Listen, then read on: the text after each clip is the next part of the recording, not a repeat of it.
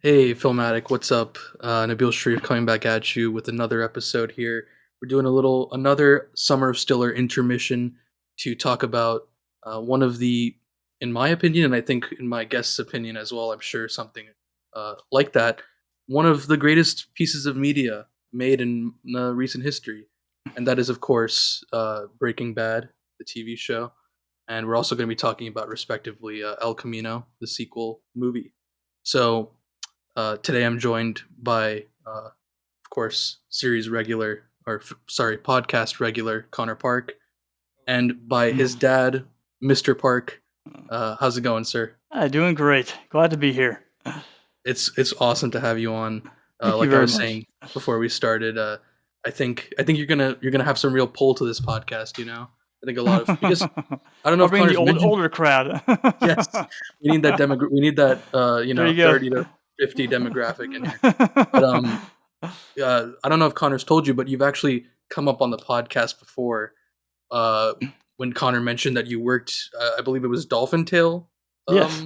Yeah, you We worked on that. So we made all the tales for Winter the Dolphin out yeah, of our that Sarasota was awesome. office. Yeah, Connor told an awesome story about that. So we, it's really just a huge honor to have you on. So yeah, so let's just kind of jump into it.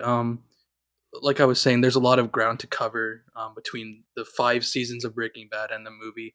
So we're just going to um, kind of start attacking it chronologically, but no promises. We might be jumping around, sort of thing.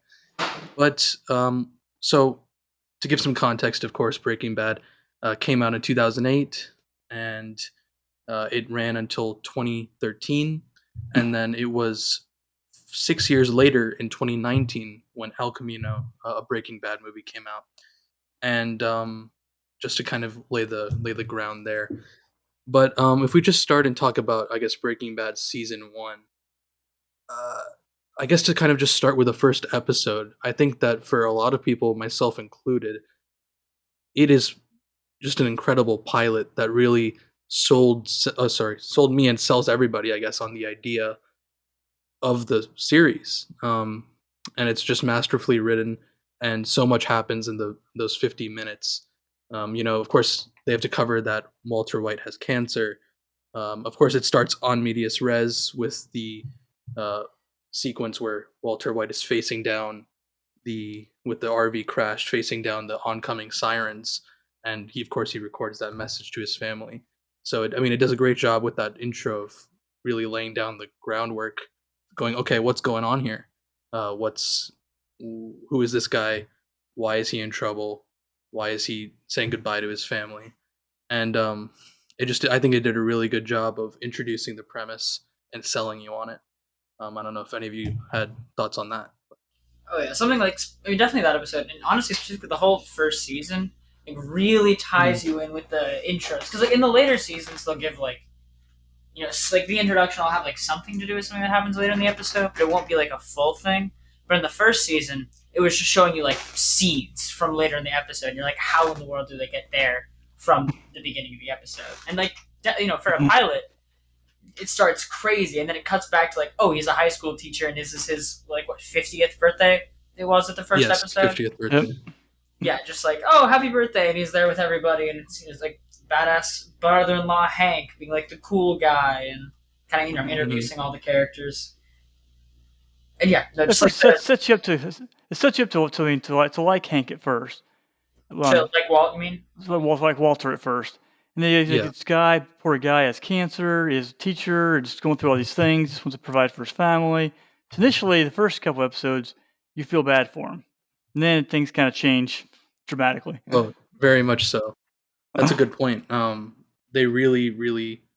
I think a thing that the series does well as a whole is putting you in the perspective of a person. In this case, arguably, especially by the end of the series, the villain of the story, and sympathizing with you to the point where anybody who's talked to anybody about Breaking Bad or read anything online, especially maybe closer to the air date of the series, a lot of people were still, rooting for Walt deep into season 4 and 5, just I, because they kind of how lost well. me toward the end of season one. Even I kind of Yeah. fell No, off yeah. the Walter. Every time I've rewatched the series, which I think I'm up to 3-ish now, 3 or 4, um, I like Walt less and less earlier, exactly as you're saying. Like before, I was kind of like, okay, we're entering season 3. He caused the death of a lot of Ugh. people, including the Wayfarer and Jane and all sorts of things. Okay, I'm like, okay, this is kind of iffy. But now I'm like, you go to that first kill when he kills Crazy 8 in mid season 1, like Connor mentioned, and you're just kind of like, I mean, there's even a sequence in that where he does a pros and con list of killing Crazy 8. Um, which is, I mean, everything just becomes more absurd the more I feel like you revisit it and think about it in terms of sympathizing with him. So, Oh yeah. yeah, I mean, that's a great point. Yeah. I mean, Crazy It was like technically his second kill, right? Because he killed I can't remember the guy's name, but like Jesse's original partner when he did like the gas thing in the van. Emilio. Yeah, Emilio. you're right. You're right. That is technically his first kill when he Yeah. traps them in the RV with the toxic gases. Oh yeah, but that one is definitely seen as more like self defense. Like, oh, Protecting. they were trying to Yeah. kill. But then like by the time he kills Crazy 8, it's like this is a whole separate thing now. Like you've just been keeping this guy prisoner, and like Yeah. now you just have to like just kill him to cover your own tracks and like melt bodies. Like you're already entering some real rough territory there. There are always so many points in season 1 where he had chances to get out. Of course, Yes. they wanted to make a whole show of it, so they couldn't just end it somewhere like that. But just there's so many opportunities he had to stop selling drugs. So many reasons he had to stop selling drugs or making drugs. But he had to keep. Exactly. He went in full bore and kept going and going and going no matter what happened. Yeah, and just deeper and deeper. Yeah. and it gets into the theme really quick of how much his ego drives like every decision he makes. Like even like in the first episode, you can see it in kind of like a you could say a good light when he's in the clothing store with Skylar and Walt Jr.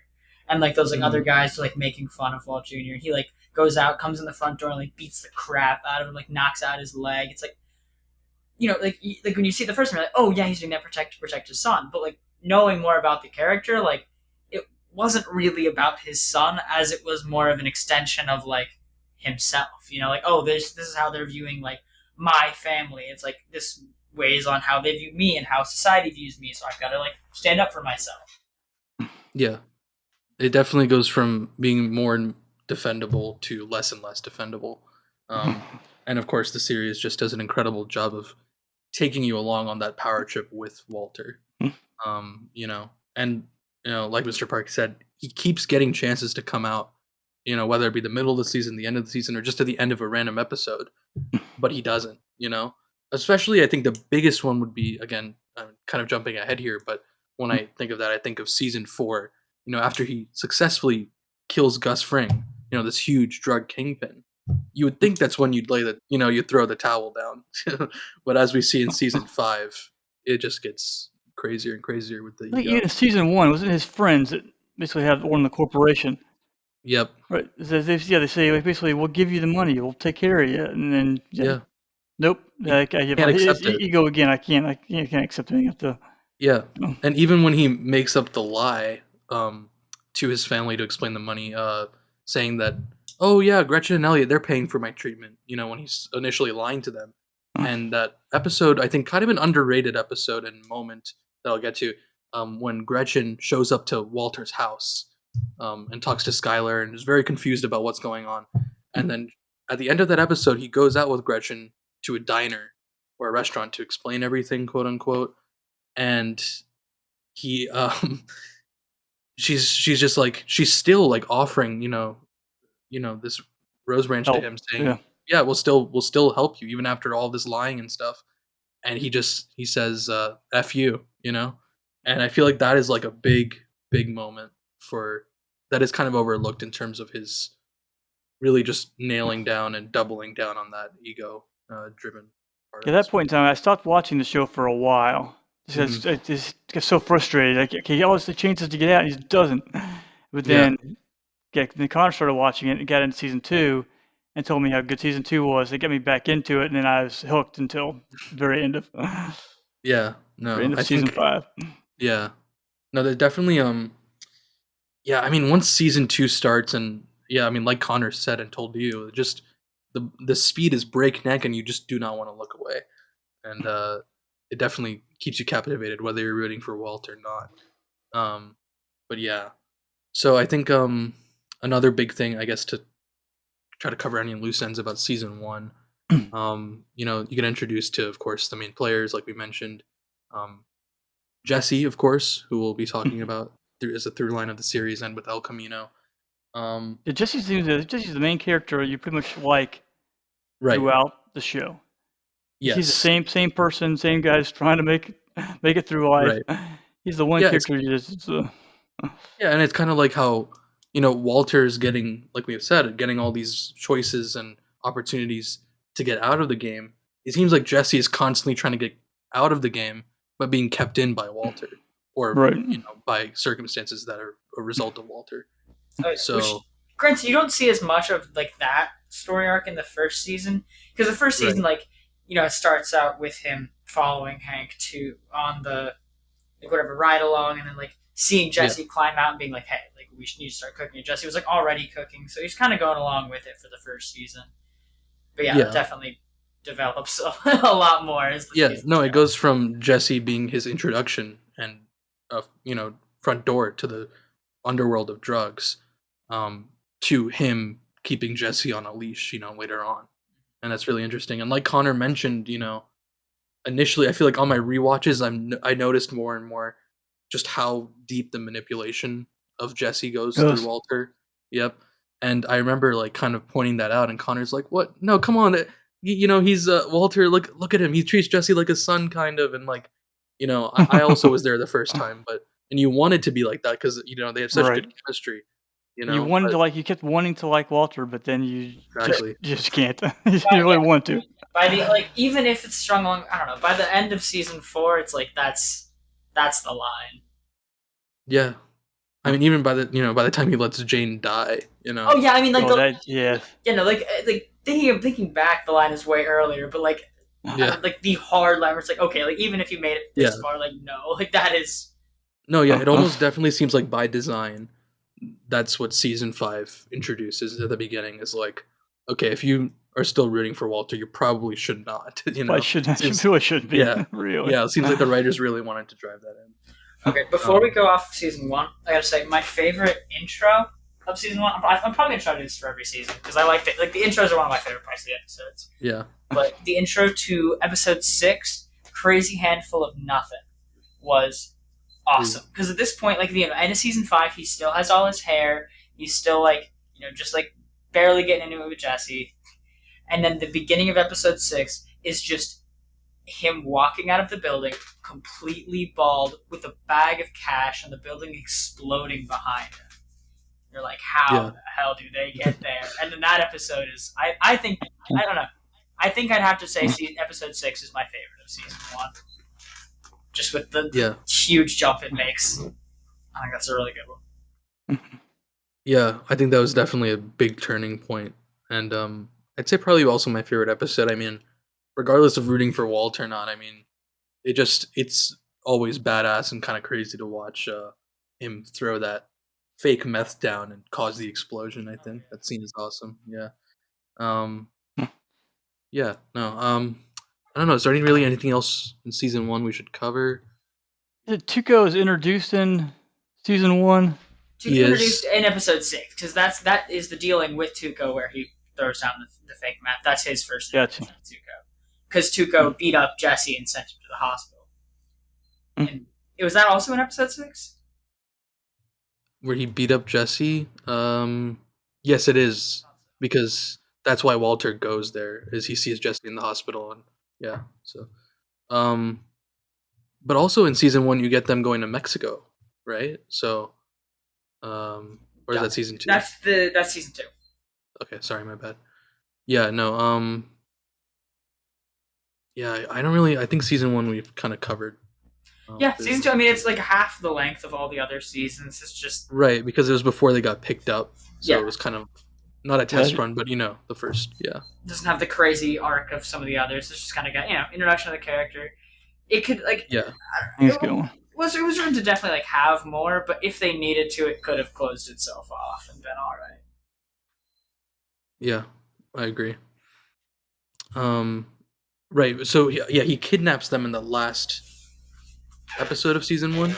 Is it the last episode of season 1 or the first episode of season 2?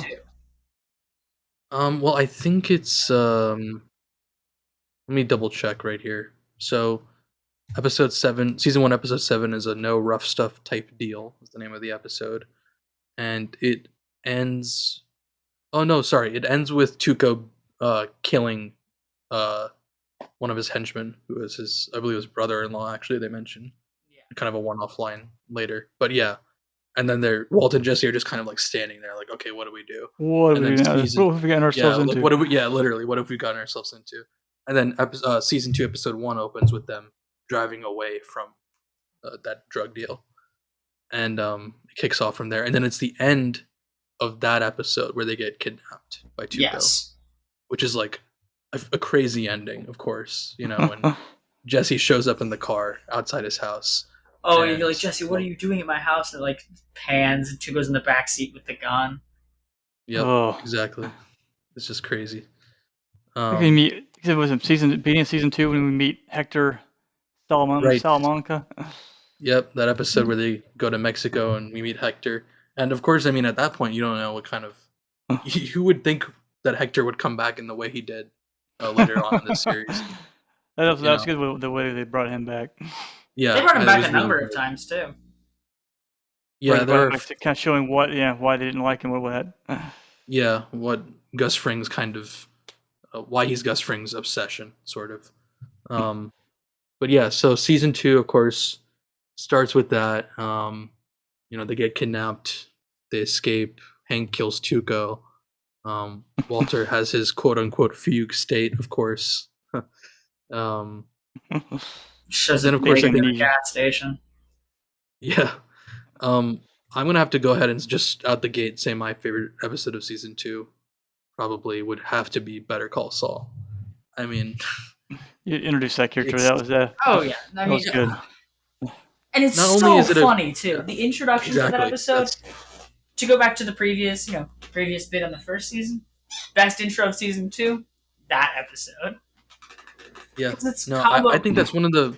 It's just What? also just a perfectly like comedically written scene as well. Like, oh, come on. I know you're a cop. That car's a cop. That car's a cop. Brown van, white van. Come on. And then he's just right. And then those two are the exact two vans he described pull up. Yeah. Oh and my gosh. You get the At least introduction. You have Saul Goodman. Yeah, go ahead. That shows how good Jesse is. Jesse's I guess going to try to want him to go kill those two junkies at the house, and they have a little small boy, the house. He's like, Yes. nope, I can't do it. I can't kill some people that are taking care of some boy. Right. That was. He has some kind of morality, unlike Walter. Was that Yeah, no, that, I that wasn't agree. that episode? That was the Peekaboo episode. That was 2 before. Yeah, that was- Better Call Saul. Yeah, episode 6. But that wasn't. Yeah, that is season 2, and that episode is really good. Yeah. That is. Yeah, no, that's a good point. I hadn't really thought of it like that, but that really is kind of the show's first real big.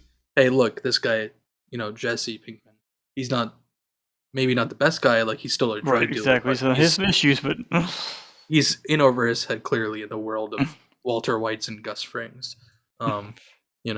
So that's a good point. I didn't really think about that, but And yeah, I go could ahead. be wrong about the episode of this, but is it in season 2 that he goes home and his little brother's there and he gets kicked out? Yes. Yes. I thought he's that at was his house. His parents find out that he's cooking in the basement. no, not even that. Like he's at the house and then they find like the joint in his flower pot and they're like, oh, like this is this, like you're getting kicked out, and then he was like whatever and left. And then you find out that it was like his like perfect little brother that had like, smoked the joint, and Jesse just like took the blame for it. Right. Yeah. Another early example of him just like being Yeah, and good then they guy. don't really. Being a good guy. Yeah. Yeah, and they don't really talk about his brother again, but they do mention him in El Camino. Yeah, I was gonna when say. He's like, oh, he doesn't know the safe combination, and he's like, oh wait, it's his birthday. My brother's I remember birthday. Yeah. It's my brother's birthday, and he puts in the code. And then, of course, Jesse's parents do make a few appearances again in the series when he buys the house back. I think there's another one where he just kind of sees his dad. But yeah, they're also, I think, well cast, and they play the role well. Season 2, we also get the introduction to Gus Fring, of course, in episode 11, when Saul lets Walter know that he knows a guy who knows a guy who knows a guy who could help him move this amount of product. And of course, it's an integral in this. You know, we don't really get a lot of Gus Fring material in this the back half of this season, but it's integral because it is the big drug deal that Walter, quote unquote, needs and has to get done. That leads to Walter's clash with Jane, which leads to Walter letting Jane die at the end. Was that in season 2 even? Yeah. Yes, it was. Yeah. Season 2. There's a lot that goes on in season 2. It's my second favorite season. Like, especially looking back over the episode list now, season 2 is definitely my second favorite, right behind season 5. Because the Tuco killing with Hank, which like starts Hank's mental breakdown, goes for a long time. The fugue state. Then is it? It's not episode. Okay, no, it's not season 2 where they have to crush the. Crush the RV. That happens later. But no, I believe that's 3. I think it is 3. I think it's in 3 too. But yeah, the Peekaboo episode where he goes and like, yeah, he has to. He doesn't kill the kid. Or like he's just like watching out for the kid. Introduction of Saul Goodman. That whole episode, the introduction that might be my favorite intro of the entire season, of the entire show. I'll have to think about it more. Yeah, possibly. It's kind of, perfect. Yeah, the 4 Days Out episode I think is underrated, where they're just stuck in the RV and it dies out in the middle of nowhere. Mm-hmm. They're just trying They to get it. They almost die out there. Mm-hmm. Yeah. The whole introduction of Jane's character and Jane's story arc, from like, being like just like the good landlord, like in charge of stuff, very put together, and like getting in with Jesse, and then who was it that? It's Jesse that actually gets her back into using. Yes, which is kind of crazy. Yeah. Combo, Skinny Pete, and who was the one that died? Combo is the one that died. Combo died, and then he was Badger and Skinny Pete. Yeah, Badger's. So it was Badger at the beginning of Better Call Saul episode. Yes. Yeah, Combo's death, leading to Jesse using again, leading to Jane using again, and then Walt breaking in and just letting her die. Like, there were 2 times in this show that I like really like just burst down crying. The first was in the first season. There's a scene where he's talking, where like they're trying to convince him to go on chemo, and he's like, "That's not how I want to be remembered." That one I cried, and then Nabil could tell you, like after we watched the episode where he let Jane die, like I was like yelling during that. So I was like, "No, turn her, no!" And then she died. Like we had to like stop. We were watching 2 episodes. We had to stop for like 15 minutes because I was just sobbing. Like that hurt. Well, I think Walt knew he could bring Jesse back into the fold, I guess, without Jane taking him away. That's when he really did not care for Jesse's well-being at all. Well, and he tries to disguise it as, he doesn't want to give him the money because he knows he's going to smoke it away or whatever, which may be true, but it's not the reason that he's doing it, obviously. It's just to manipulate him. Manipulate him, keep him where he wants him. He doesn't. But as far as he sees Jane starting to like take control of Jesse and like be the one making the decisions, he's like, "Oh, that needs to be me." Yeah, I guess. Yeah. Wow. But as far as Jane's death, Connor got pretty emotional, and I think that is one of the most emotional sequences in the show. Not emotional in terms of like, well, I mean, it is emotional in terms of story, but just as a real life sort of. Like, wow, that happened. You know what I mean? We've been kind of in pop culture as a whole and in the show. I think, we all see people get shot, every other episode, and we're sort of desensitized to it relatively. But, to see something like a drug overdose shown like that, I think is up close and personal. Somebody that you care about now. Yeah, exactly. So I totally understand, Connor. That was a pretty intense scene. Mm-hmm. And one of the best sequences in the season is when Walt is like says like, "Oh yeah, I'm going out to buy diapers," and never lies to Skylar about it. And goes to the bar, and him and Jane's dad just have like a 30-minute conversation about like family and having kids, and like never know each other, and like the impact that Walt had. And then like I think all of that guy's problems with his daughter, like currently, like her going back to using her, being with him, and then eventually her dying was all Walt's fault directly. Yeah.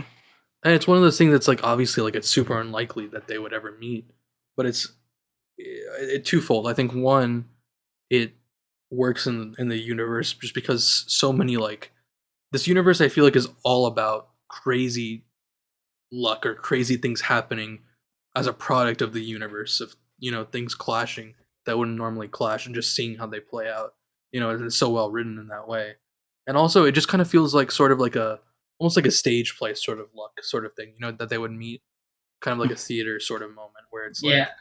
it's like, yeah, it's unlikely, but it holds so much narrative value that they meet and talk about their philosophies, and they don't know, like you said, how much Walt has impacted him in what he's talking about. So that's such a cool thing, and I really like that in the series and as in that episode.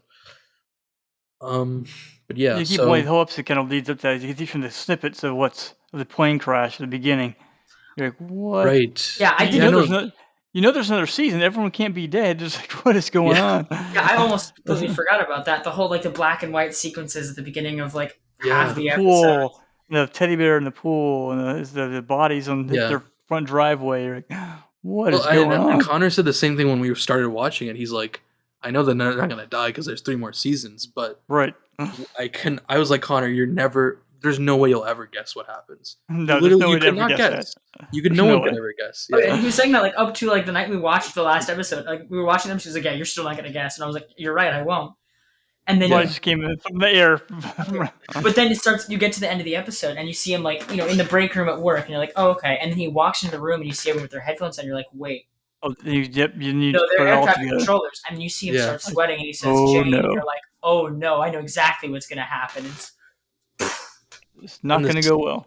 Yeah. Oh, And the scene is so well done, the way that he keeps talking and the ambience keeps ringing in his ears, and they go very close in on his face, sort of thing. Oh. It's just a really well done scene too.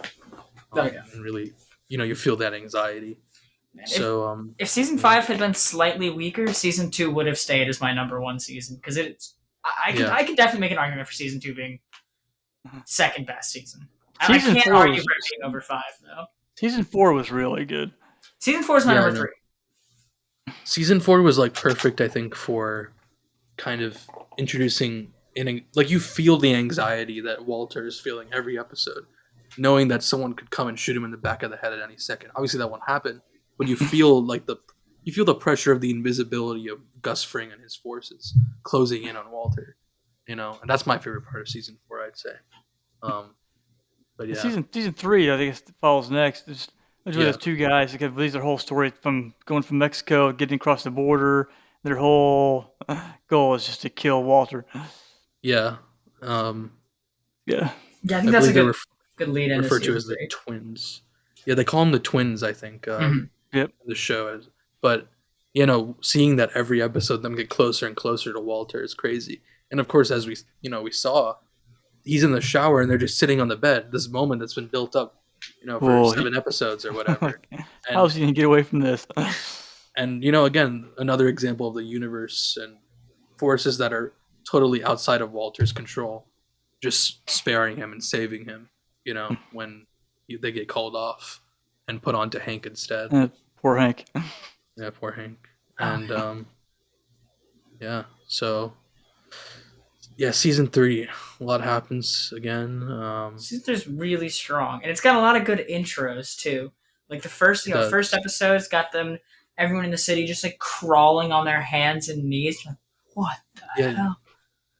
And they just leave all of their expensive suits at like some random person's house, put on just like their random clothes, just leave. Poor Blow up the Skylar. wall. Poor Skylar through all this. Yes, He's this just- is really Skylar just really starts getting shafted, I think, in this season, and Oh, I guess in the biggest way.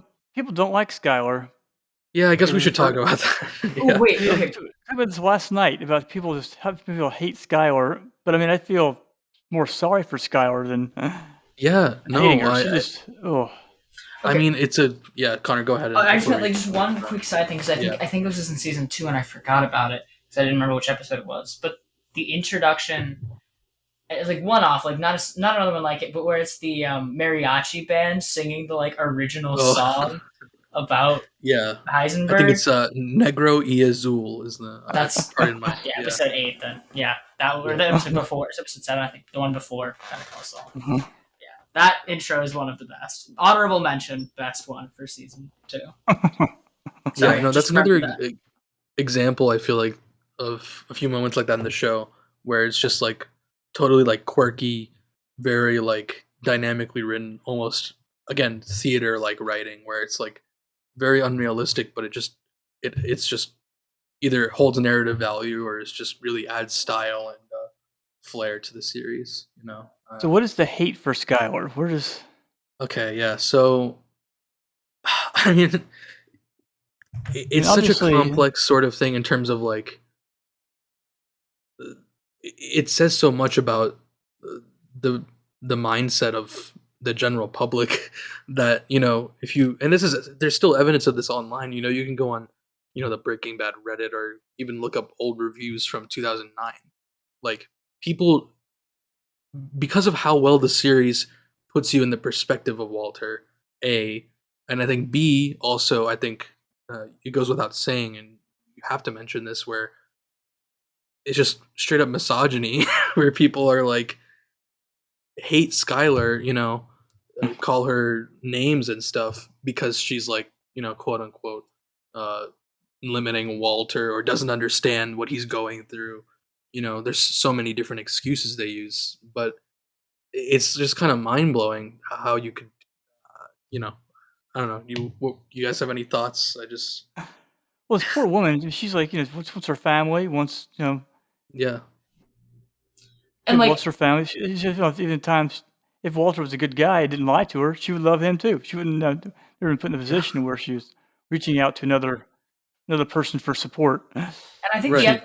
the episode in which this comes to a head, and like I've heard very opposing views on this episode. Like I've heard people say, like after this episode, they thought like she was fully justified and like she is in the wrong, like she is in the right, and like she's treated better. I've heard other people call it like, oh, like she's a bitch, like Skylar's the worst, like Mhm. I completely hate her, and which I also think is the best titled episode of season 3, IFT episode 3. Yeah, and yeah, no, it's I just Mm.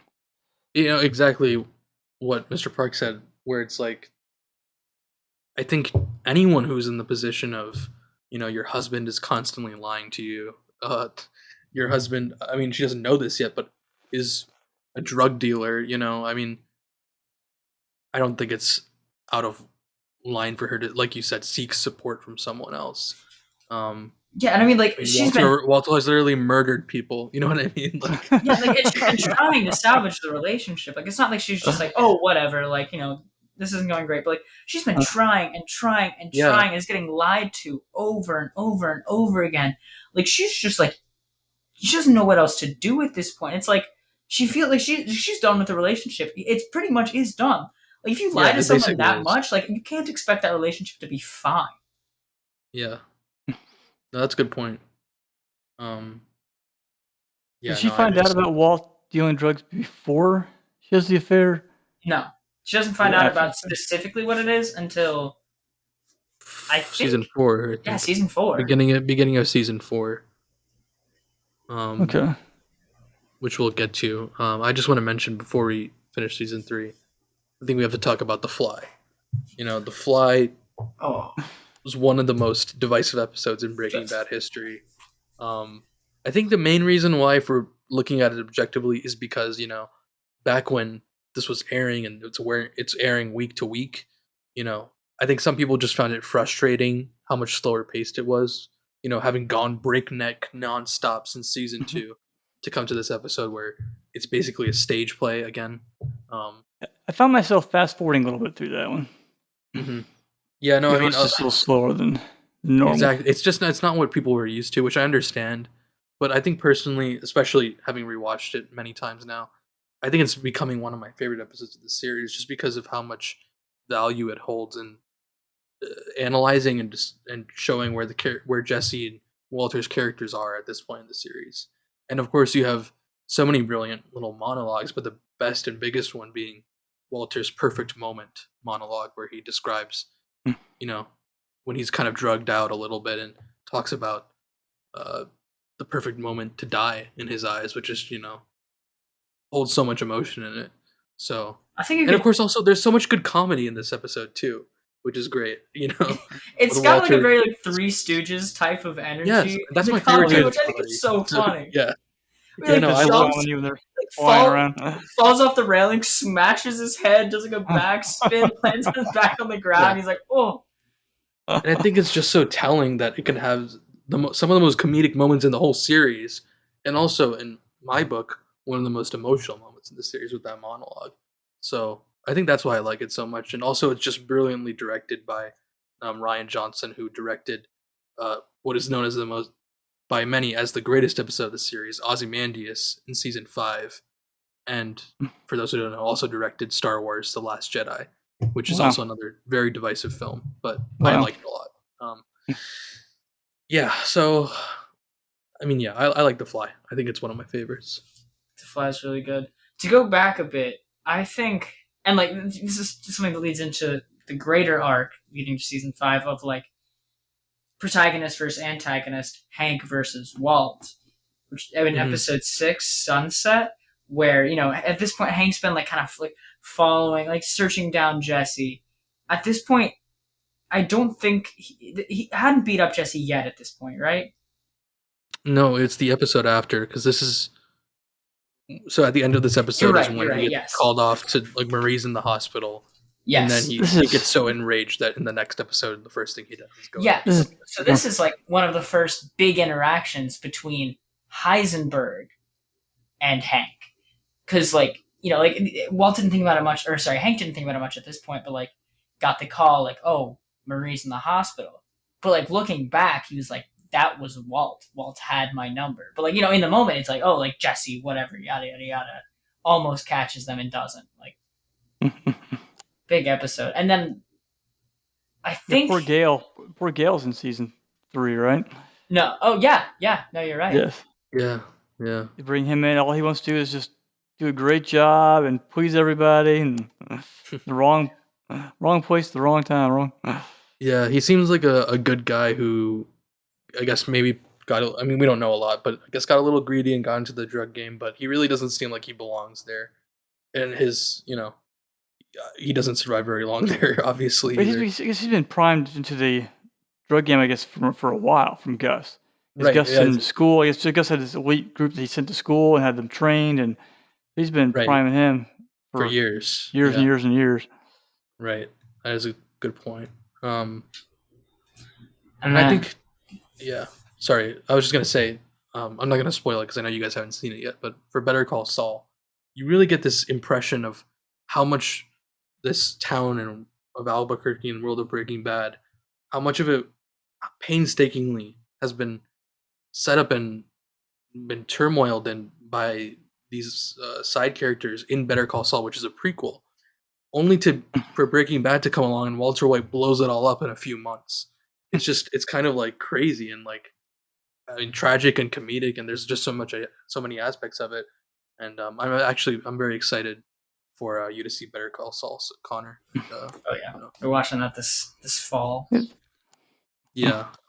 And yeah, before we finish season 3, the last bit, so the Mike monologue is in half measures, right? The second to last episode. Yes. Okay, yeah, that monologue one starts setting up the situation where with Walt and Jesse and Gail and that whole thing. Because No by half this, measures.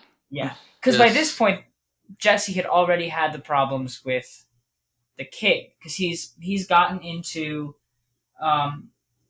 rehab, or not the rehab, but he's gotten into like the NA group, and he's met the girl. Andrea. Andrea and Brock. He's now met them, Right. and he heard about her brother, her little brother, who got killed by the gang, or who was part of the gang and got killed by the gang.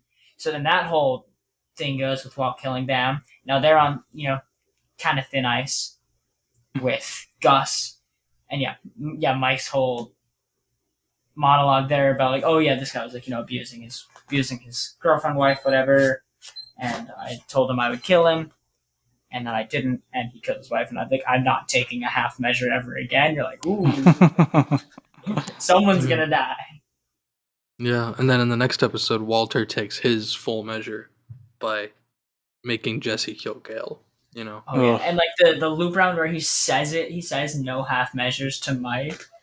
Like, Hmm. man, that was a good scene. Well, at one point, I just feel like Walter cares about Jesse. That one scene where they find out he knows Jesse's gonna go kill those guys and he's gonna die. Then Hmm. Walter jumps out of the house, races over there, and runs over those two guys, the Which two Yeah, drug dealers. that's that's one an of incredible Oh, scene. that's one of that those was things. pretty intense. That was intense. That's one of the things where it like tosses up in the air. And it, like really does make you think. Like, does Walt actually care about him? But I don't know. Yeah. For me, looking back on stuff like that, it's like half he cares about him, maybe half, maybe less than half. Like Walt actually cares about Jesse, and Mhm. more than that, Walt doesn't want to lose his like sidekick, like his Yeah. backup, his Well, and person he has also in a control deeper over. level, it's just sticking it to Gus Fring, and Walter cannot stand in his this whole series is his quest to be arguably, I guess, masculated and fulfill his ego trip. So, I think that killing those drug dealers lends to the just another action of him showing that he doesn't want to be and is not subservient to Gus Fring. You know what I mean?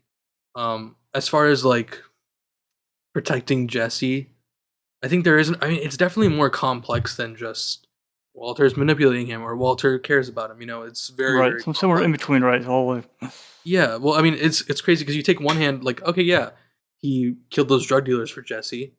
On the other hand, in season 5, he makes Jesse a slave to Nazis.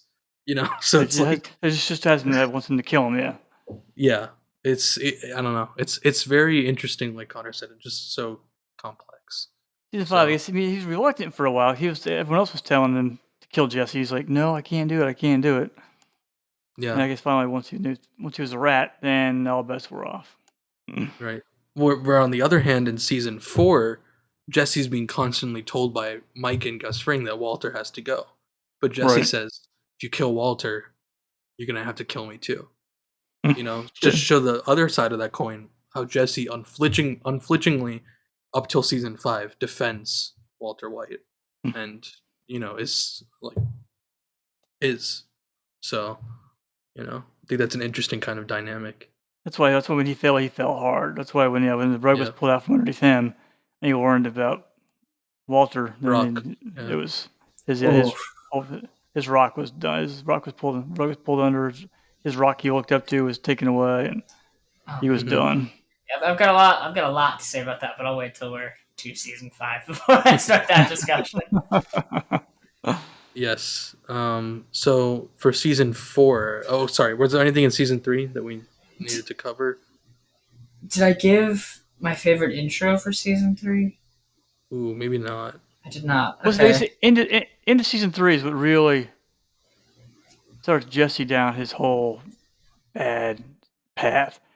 Once Yeah, he kills Gale, he's path just of a suffering, wreck. really. He's a Yeah. wreck at the beginning of season 4 for a while. Yeah, no. I mean, I It don't really plays think on his him. emotions and his I mean, killing Gale never really leaves him. no. Even up until season 5, when he's giving that confession, we're shown at some point later on through the DVD of the confession, where he's talking about it very emotionally. He says like his eyes were so wide, and he was like a dog, and all this stuff. Where it clearly like is the stone that sinks Jesse, um, Hmm.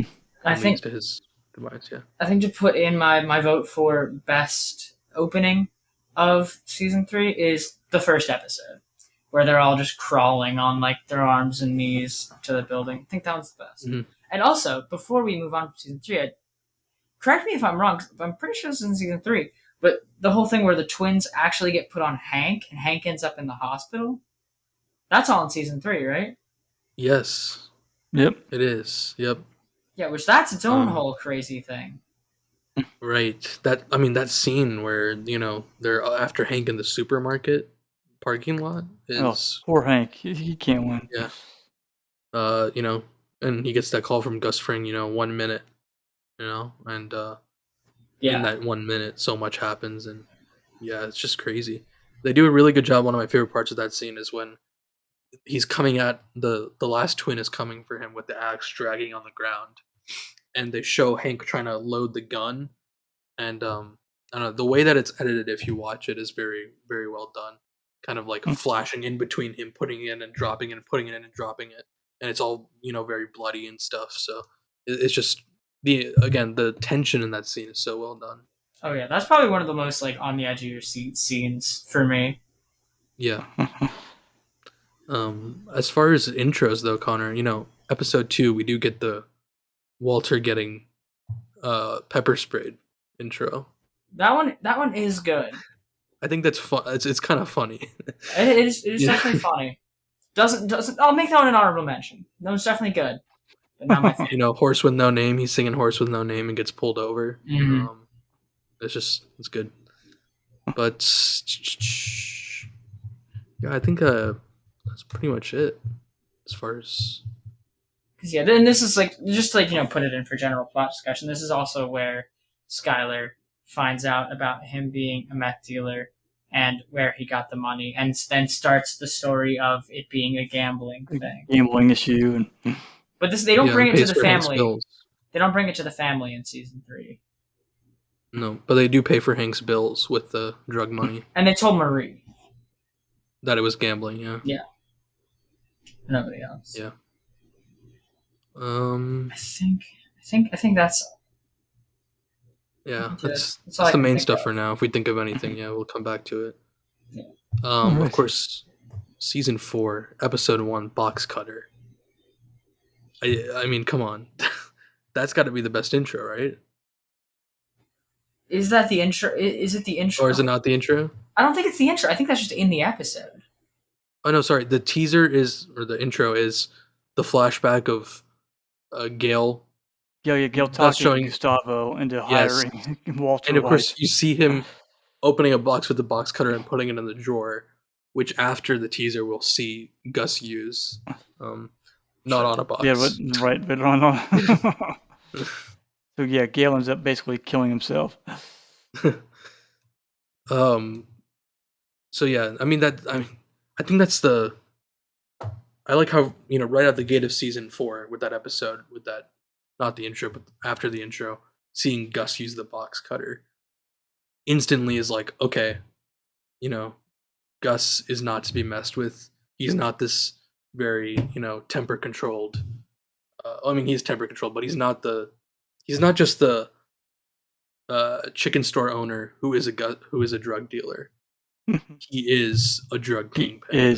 Who will kill, Oh yeah. So, and the crazy thing about that scene too is like trying to think about why exactly did he kill that guy with the box cutter? Because that was like one of his like main assistant guys went around and helped Mike with a lot of stuff. Like, and he could have taken over the lab. That guy could have he knew how to cook. Yeah, he could have taken over. But yeah, I think there's a lot of reasons possibly. I knew they he was somebody could finger him being at the scene of the crime. That's why Gus had to kill him. Because that eventually does come back around. That like they had that guy ID and were looking for him, but you're like, fine. Right. I think because we don't know what the quality of Victor's cook would have been, which I think would have been objectively the most important to Gus. Whereas Gus knows for a fact that Walter cooks the best meth ever cooked in his, line of work. I think for Gus it was like, okay, risk assessment. He can kill Victor, send a message by doing that, send a message to Jesse and Walter not to mess with him and to instill fear into them, and still have the best meth. You know what I mean? Versus like, I think it would have been very weird and not very beneficial for Gus as the kingpin to come in and wait for Victor's cook and see how it is and then decide who to kill. You know what I mean? I think that this obviously has more dramatic potential, but also I think makes sense. I think. Yeah, that was a good episode. I might head out at this point in time. Okay. All right. Well, thank you very much for having me. Thank you for joining us. Appreciate it. I hope we can have you again sometime. Yeah, that would be great. Is there any final? We watch yes, that one. We do. That one's incredible. Is there anything that you want to say to the listeners / viewers If about they haven't Breaking watched Bad. the movie, I think they need to watch the movie after for just a great tie up to the whole Mhm. show. Yeah, All these right. kind of leaves Jesse hanging at the end. This kind of helps to tie things up. Yeah, it's a great conclusion to the show. I really enjoyed the movie after the series. Awesome. Awesome. Well, it was great to have All right, you. guys. Thank you very Yes. much. Thank Thank you you. for Have a great joining. night. And Thanks. we're back. We're back, and we hope to have Mr. Park on many more episodes as you'd like. And if you liked it, give him a compliment down in the comments, guys. So we're gonna continue on, Connor and I, and let's just keep talking. So we were talking about season 4 of Breaking Bad, and arguably. So you can say about any of these seasons, like arguably it's one of the, like. Oh yeah, you could definitely make an argument for every season being the best. I mean, I feel like one will just get beat Season out 1 by to me everything. personally doesn't feel like. For me, I group season 1 and 2 in my mind because it's like season 1 is so short. It's basically Yeah. like a pilot for the series. So, Yeah, and like it definitely has some very strong episodes and like solid scenes. It's like nothing to sleep over, nothing to sneeze at. yeah, definitely. But I mean, as Yeah. like comparing like season 1 to like season 5 or 2 or 4, like it's just I don't know, not quite it. And like I said earlier, season 4, that anxiety.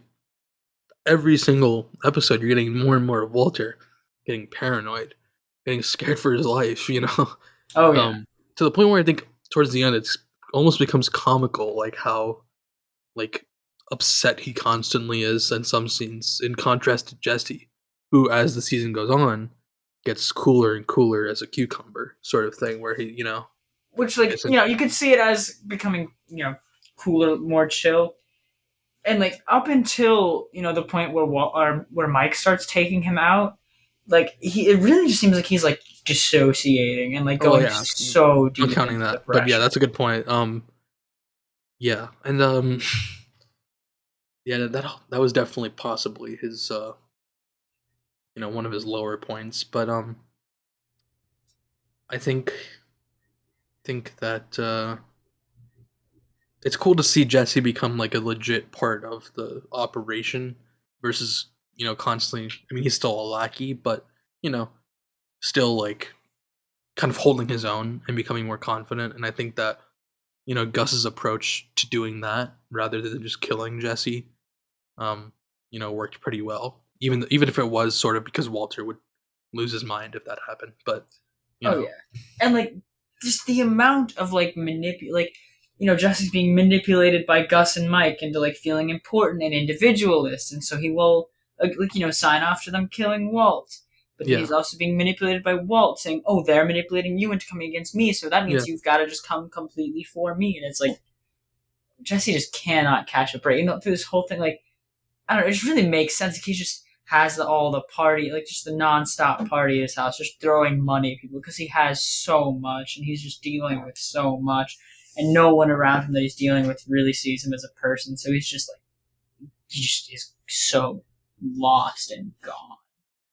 yeah, and I think it's also the sequence where he like goes to Mexico with Gus and Mike, and schools those Mexican uh, meth cookers, and like holds again just holding his own. It's cool to see that, and those are also just good episodes. Salute where Gus kills everybody with the poisonous alcohol. That's a good episode, and of course we have Crawl Space, which is just a high octane, also crazy episode Oh where yeah, Walter's life gets done directly by Gus and yeah. gets fired. I think like once the scene's kind of just going like chugging along, making his plot points, but then the moment that the moment that Gus takes those pills by the pool, from that like moment on, the season just goes into overdrive. Like Mhm. everything goes insane. They kill all those people. Jesse has to like bring them out to the hospital because they're both dying. Then they get back and they like threaten Walt's life and his whole family.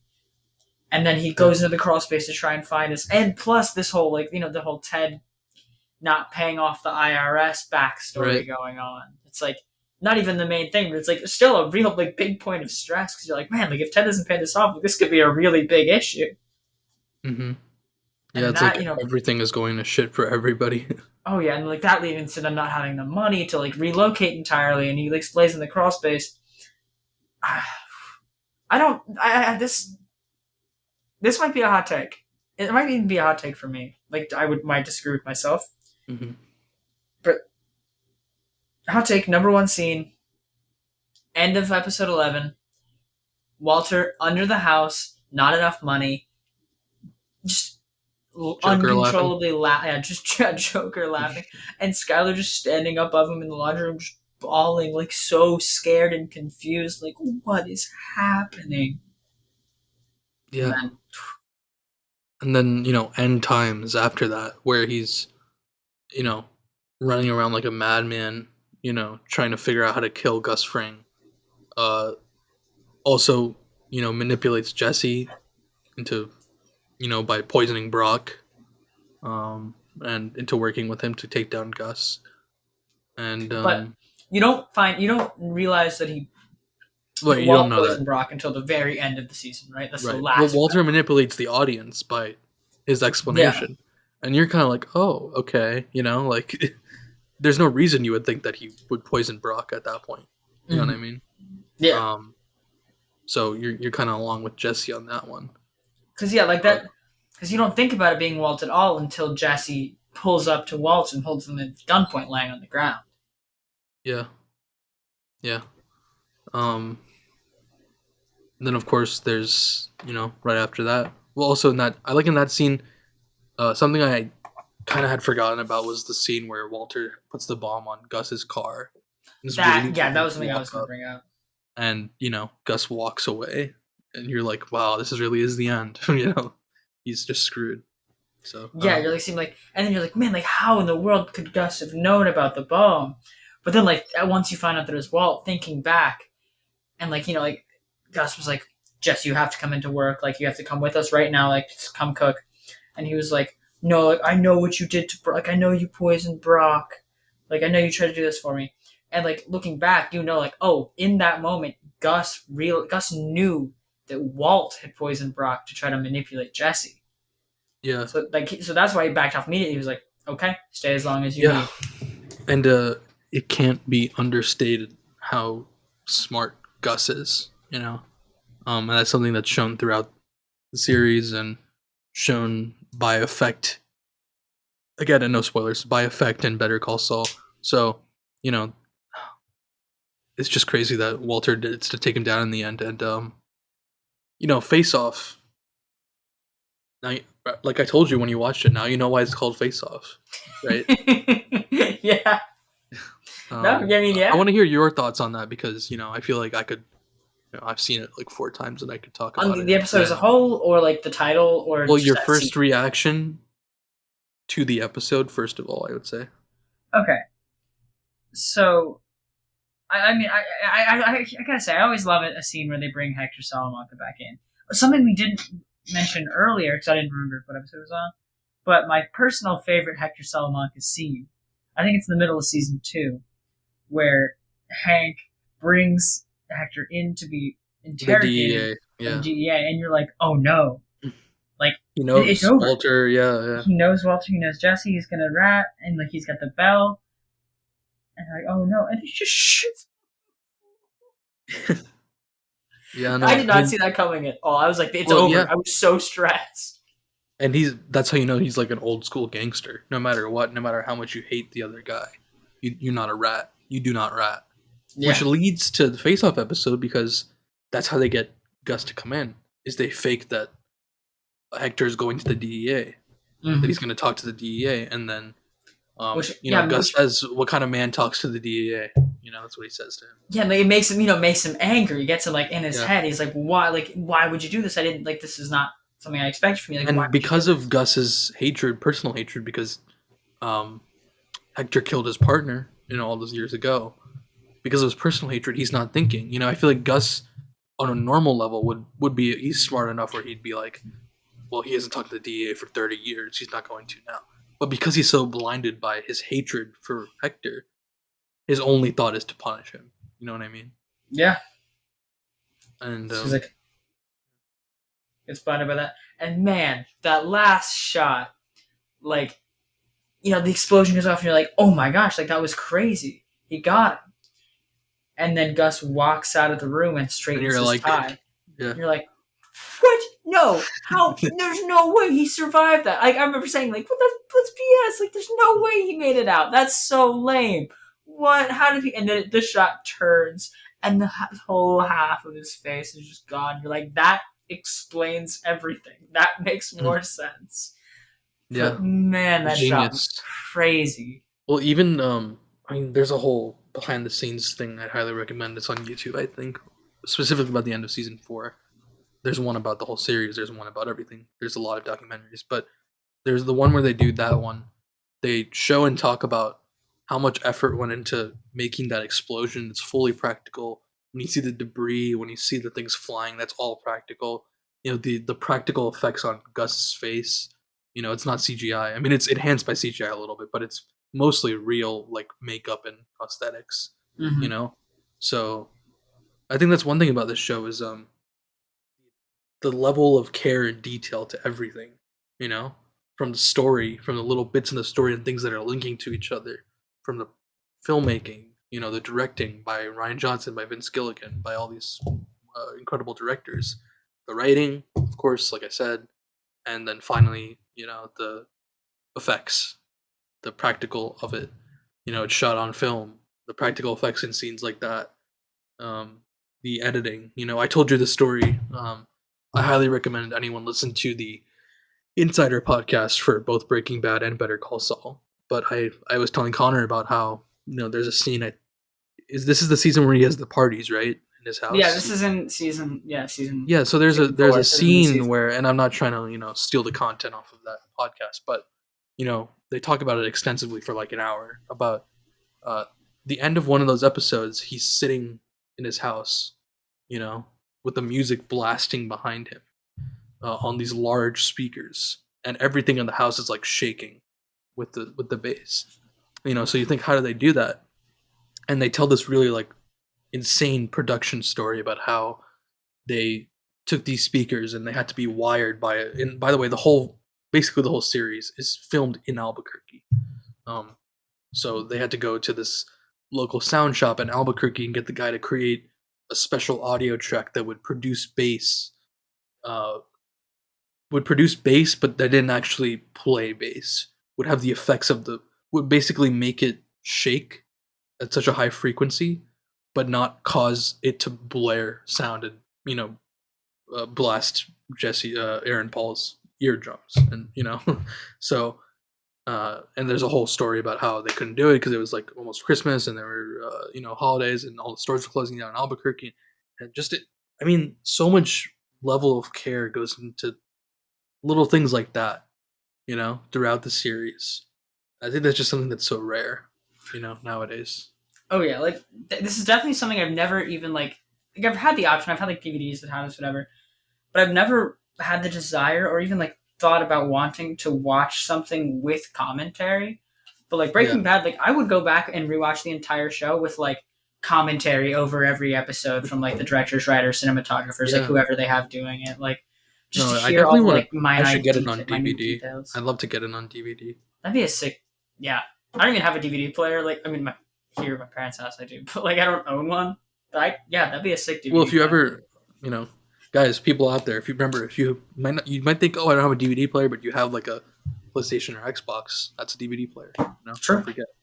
So, yeah, no, but I'd highly recommend if anyone rewatches or watches. I mean, I doubt anyone who's watching hasn't seen the show, but if you're gonna rewatch it, I'd recommend. This is what I did when I rewatched it with Connor. Is after you watch an episode or whatever episode you finish on, go back and listen to those insider podcasts online.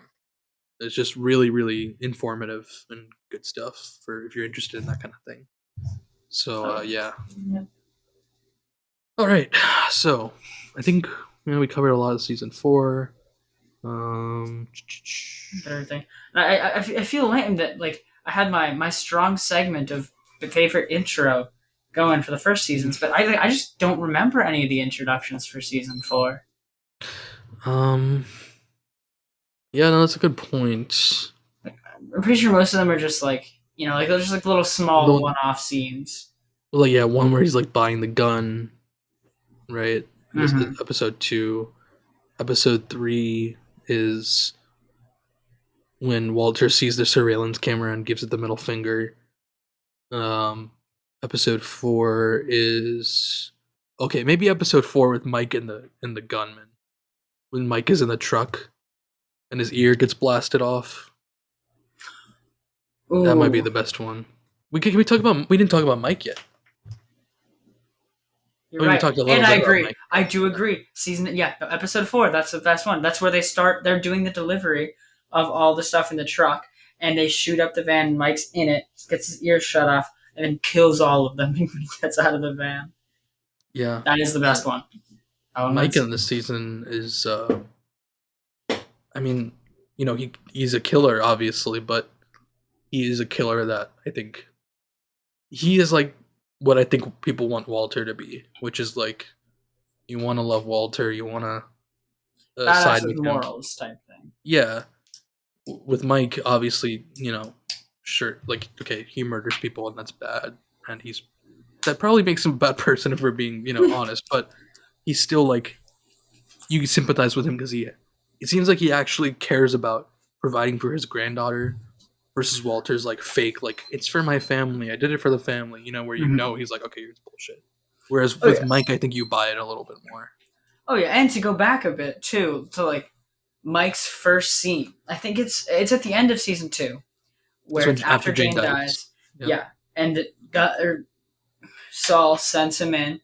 He's like cleans up. He's like, dude, like, okay, I got everything in this bag. Like, tell me, what was the line that he had Jesse repeat? I don't remember the exact line, but it was the story of what he was going to tell the paramedics. And he's like, I need to hear you say it, kid. Slapped him across the face. Like, from that first opening scene, you're like, dang, this guy's it. Back at that point, he wasn't supposed to be in the show for long. That was supposed to be kind of like a one-off, two-off sort of thing for him, where he has like a few scenes. And he was only known as the cleaner back then, too. If you go back and you listen to interviews or the podcast, they only refer to him as the cleaner. And is he in credits as the cleaner? I believe so. In that original episode, yeah. It's only in the last season that you learn, you get more insight as to who he is. Mm-hmm. So, it just makes it all the more heartbreaking when Walter kills him in season 5. Yeah, so that's a little more season 5B, but on to season 5A. I guess that brings us. Right, so I guess some people might not even know. People who just watched Breaking Bad on streaming. But back when it came out, season 5 was split up into A and B, and there was a year in between them because they hadn't finished it. So season A had 8 episodes, and season B had another 8. Another 8, yeah. Mm-hmm. So yes, episode 8 of Part A aired September 2nd, 2012, and the first episode of 5B didn't come till almost 11 months later, August 11th, 2013. Yeah. Because when season 8, 5A came out, they didn't even have 5B finished in writing. Which is pretty interesting. Man, we'll get to 5B in a minute, because that season 5B is crazy. But yeah, let's start with season 5A. 5A's got some really sick sections in it. Like I said earlier, when your dad was still here, like season 5, if you don't like, if Walter doesn't quit after he kills Gus Fring, they do a pretty good job of like being like, at that point you have to know he's doing it for the ego and the pride. Oh yeah, no, please. Like, he starts off. Mike comes back from Mexico in that first episode. I believe is that the teaser? No, the teaser is the flash forward to him at the Denny's. Yes, which I think I might have to say that is the best intro of season 5. Because that one really gets you going. It's like, where is this going? Is this like a flashlight after it's over? Is this like something we're going to come back to? Like, it just really gets you going. And like, because is it in episode 1 where you find out it's his 51st birthday? Or is it in episode 2? I think it's 2. Okay, but yeah, very quickly after you find out, like, oh, it's his 51st. Which means that's a year after. Yeah, it has him doing the bacon on his 52 in some diner in New Hampshire. Or some diner, I can't remember where the diner is, but he has an ID with a different name saying he's from New Hampshire. I believe that they say later on that the Denny's is, Albuquerque, because Marie calls Skylar and is like, they found his car at a Denny's. You know what yes. I mean? I think it's in town. Okay. But yeah. And he also buys he has the machine guns in his trunk. He buys them. All right. You see that and you're like, where in the world is this leading? This is crazy. Yeah. And then, so he pretty quickly decides to start back up the business with Mike and Jesse. Well, no, it starts. Yeah, that's true, but it starts with they have evidence because they have the evidence. You're right. I totally forgot about the camera sequence from the lab, and that's how he ropes, I think, Mike and Jesse back in, which is like, you might hate me, whatever, but we have to deal with this because it involves all of us on camera. Yeah, and then they have to find out, about where the laptop with the camera stuff is held on it. I mean, talk about crazy, because that heist scene was insane. Okay, actually, now that we think more about it, and I won't spoil it yet, but that scene, the scene from the beginning of the first one, is an honorable mention. Maybe second place, but it's not my number one intro scene. Okay. Which I'll say in a minute, because just plot-wise, season 5 is so thick. Is it episode 7? No, it's episode... I think it might be episode 2, actually. But, anyways, so in the first episode, they have to get the camera, and at some point during the episode, Hank, they have saying, oh yeah, it's encrypted. We're just not going to be able to get into the laptop, so that's not something that we're even putting work, or we're not putting anything. Well, I think it's later on, after they after they've done the heist, possibly, where Hank finds out about what happened, and he's like, yeah, and the first thing I did was try to get into the laptop or something, which is crazy. And you find out later, nothing that they did there was even necessary. Did not act. I remember thinking that too. I don't think Hank would just let that sit in evidence if there was, you know what I mean? Oh yeah, no, it's Hank, oh well. But then when they use the big magnet truck to pull everything in, the picture frame smashes and gives them information about Madrigal. Right. And it has an address, a financial thing, which is something which leads inadvertently, to a whole big issue. Inadvertently, by trying to erase the evidence, they gave them the evidence that leads to everyone's demise. Yeah. Yeah. But yeah, so that leads to my favorite intro scene, which is the German. All the scientists standing in a line, and the one guy with a bowl of chicken nuggets, and they explain the sauces to the guy, and he starts slow. They're really explaining the sauce. Grabs a chicken nugget, tastes it, takes a second, but then as he goes through, he starts eating them faster and faster, and the guy explaining the sauce is just getting so anxious. That's ketchup, and it's okay. That one's honey mustard. Just getting faster and faster, getting so stressed, and he just pushes the sauce and starts eating chicken nuggets. You're like, what the hell is happening? And then I thought they were hash browns. I couldn't tell. I don't know. I thought it was chicken nuggets, but irrelevant. Just eating sauces, and then he's going towards the meeting with you can see it's police officers, and instead he goes into the bathroom, locks the door, pulls out the defibrillator, one in his heart, one in his mouth, heart failure, kills himself. It's the most absurd sequence. Yeah, no, it's crazy. That feels out of a, I don't know, Tarantino sort of, you know what I mean? Very highbrow sort of. Oh yeah. No, I remember watching that. I'm like, cat. My sister's in the room, and I was like, "What the hell is happening? What are we watching?" It was just like eating chicken nuggets like faster and faster. So weird. But no, that is my number one for season 5. Yeah, no, I might agree with that. Dude, I want to say though, also in this episode we get that beginning scene where Jesse calls Walt and tells him that the ricin thing is missing, still missing, and he's afraid that someone might find it because he realized that. Yeah. Anyway, so Yeah, Walter goes and like helps him quote unquote find it, and then after all that like plants it. but that's a fake one too. Yeah, fake one obviously because he still has the ricin Mm-hmm. in his house. Just in the Roomba, and then you get the Yeah. scene with Jesse breaking down, like, "I almost killed you," and you're like, "Bitch, you should have." Yeah, it's heartbreaking. We also get introduced to Lydia, Mm-hmm. who is like, I mean, she's a great character because she's both like neurotic and anxious, and like she's like, oh, I don't want to do any of this, but also is like, maybe you should just kill him. Like she's like floats the idea of like murdering people as well. Like Oh, yeah, no, she's in the game, but she's like out of it. And it's like it's such a funny like dynamic. she's definitely a very interesting character. And then she leads to the scene of like that guy trying to assassinate Mike, and I'm like putting like the teddy bear on the door and coming in behind him, like just a Yeah, classic like Mike being good scene. yeah, and then Mike sneaks into Lydia's house, right, and Mm-hmm.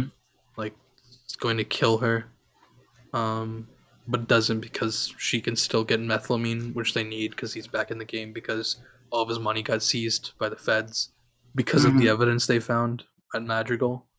So he needs to work with Walter for the money for his granddaughter.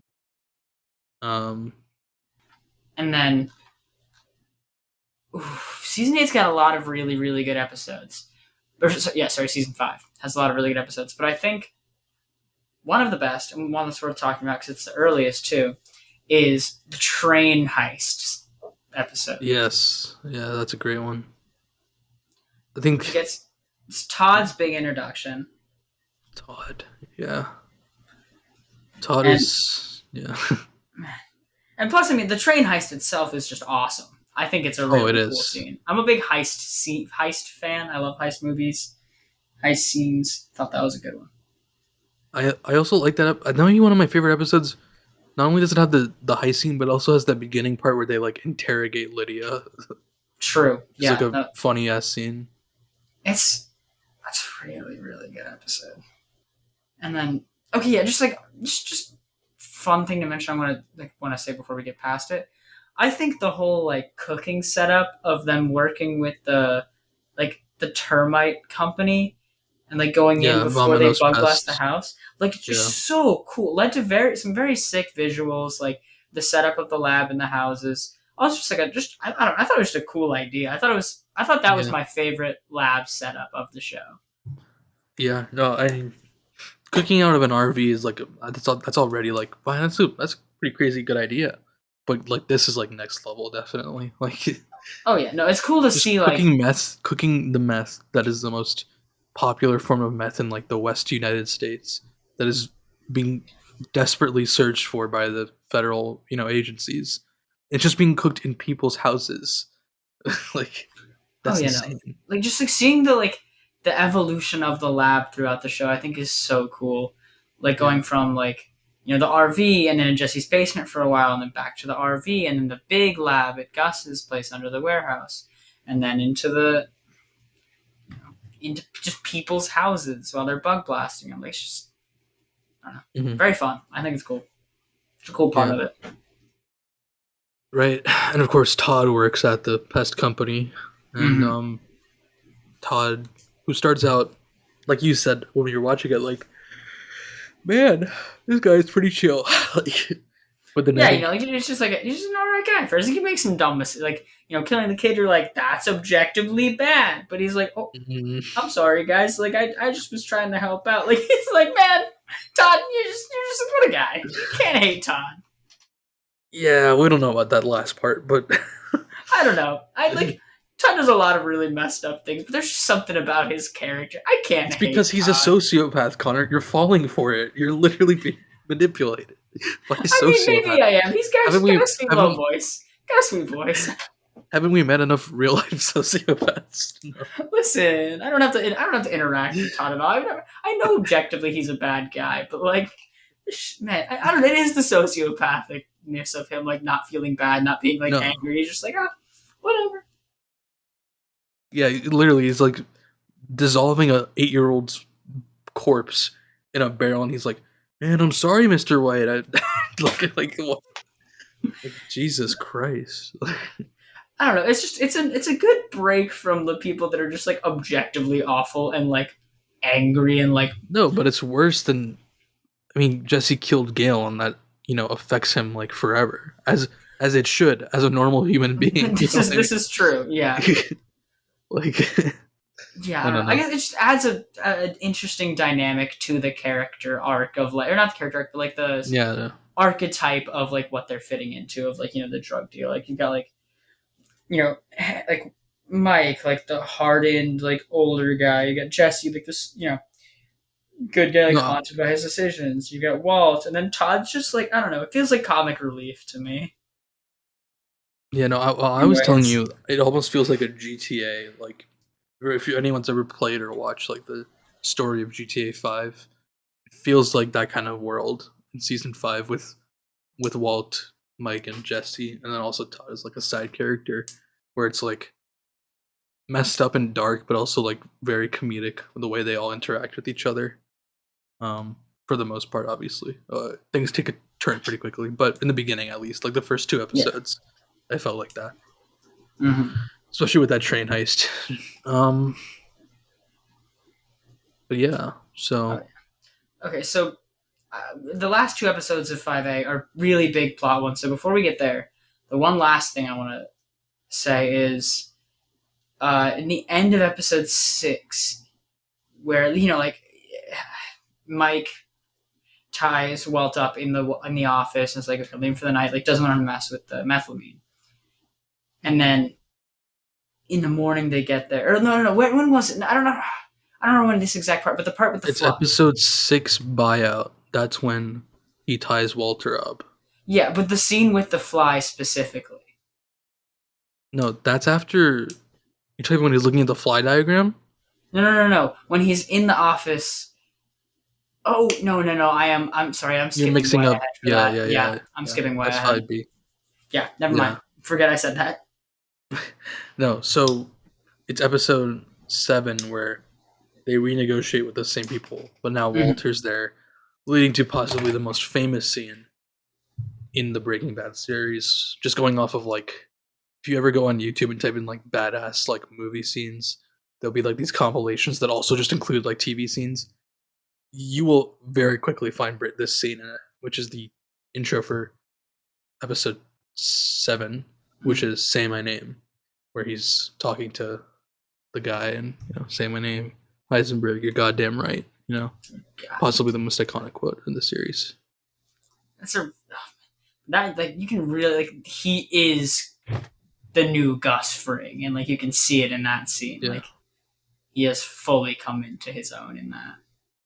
Mm-hmm. Yeah. And then, as much as I love the train heist scene, train heist episode, I have to say, episode 8 is the best one of 5A. Episode 8? Yeah. Mm-hmm. No, it is definitely.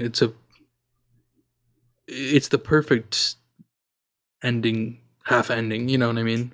Leading to the big cliffhanger.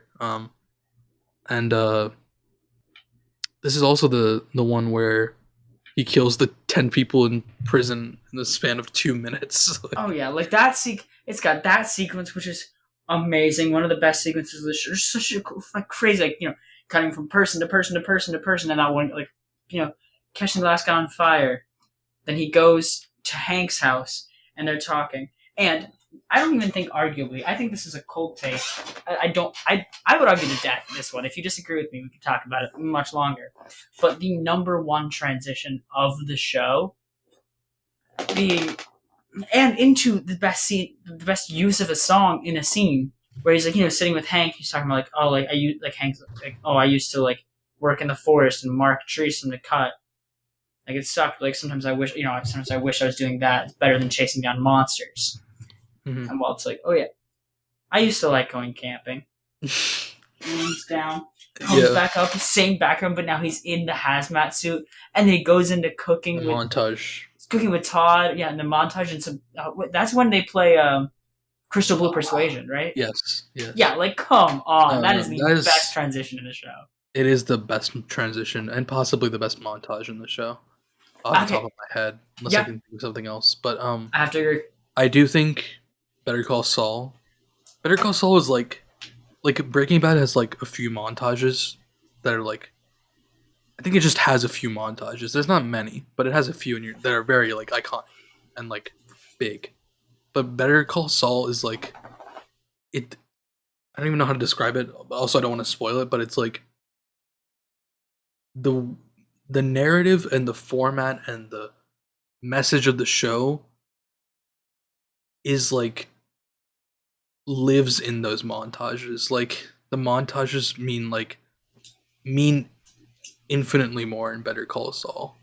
Like I feel like in Breaking Bad, like it's like the Crystal Blue Persuasion is like, oh my god, it's such an incredible transition, incredible montage. Wow, like look at all this stuff and Walter cooking and stuff. But it's like it's only just if you look at it objectively, it's like Walter's cooking. You know what I mean? Yeah, like I mean, narratively, it's not like there's not a ton happening, but I feel like using a montage for what they're trying to do in the story there is perfect. No, yeah, they're just trying to show they're just showing like Walt is at his peak. He has gotten everything he wants. He is in charge of the company. He is making all this money. Like he is the most successful he's ever been. Just money counters, seeing the money come by, seeing the deals, seeing him cook, seeing the money. It is. It's not that it is an important narrative. It is.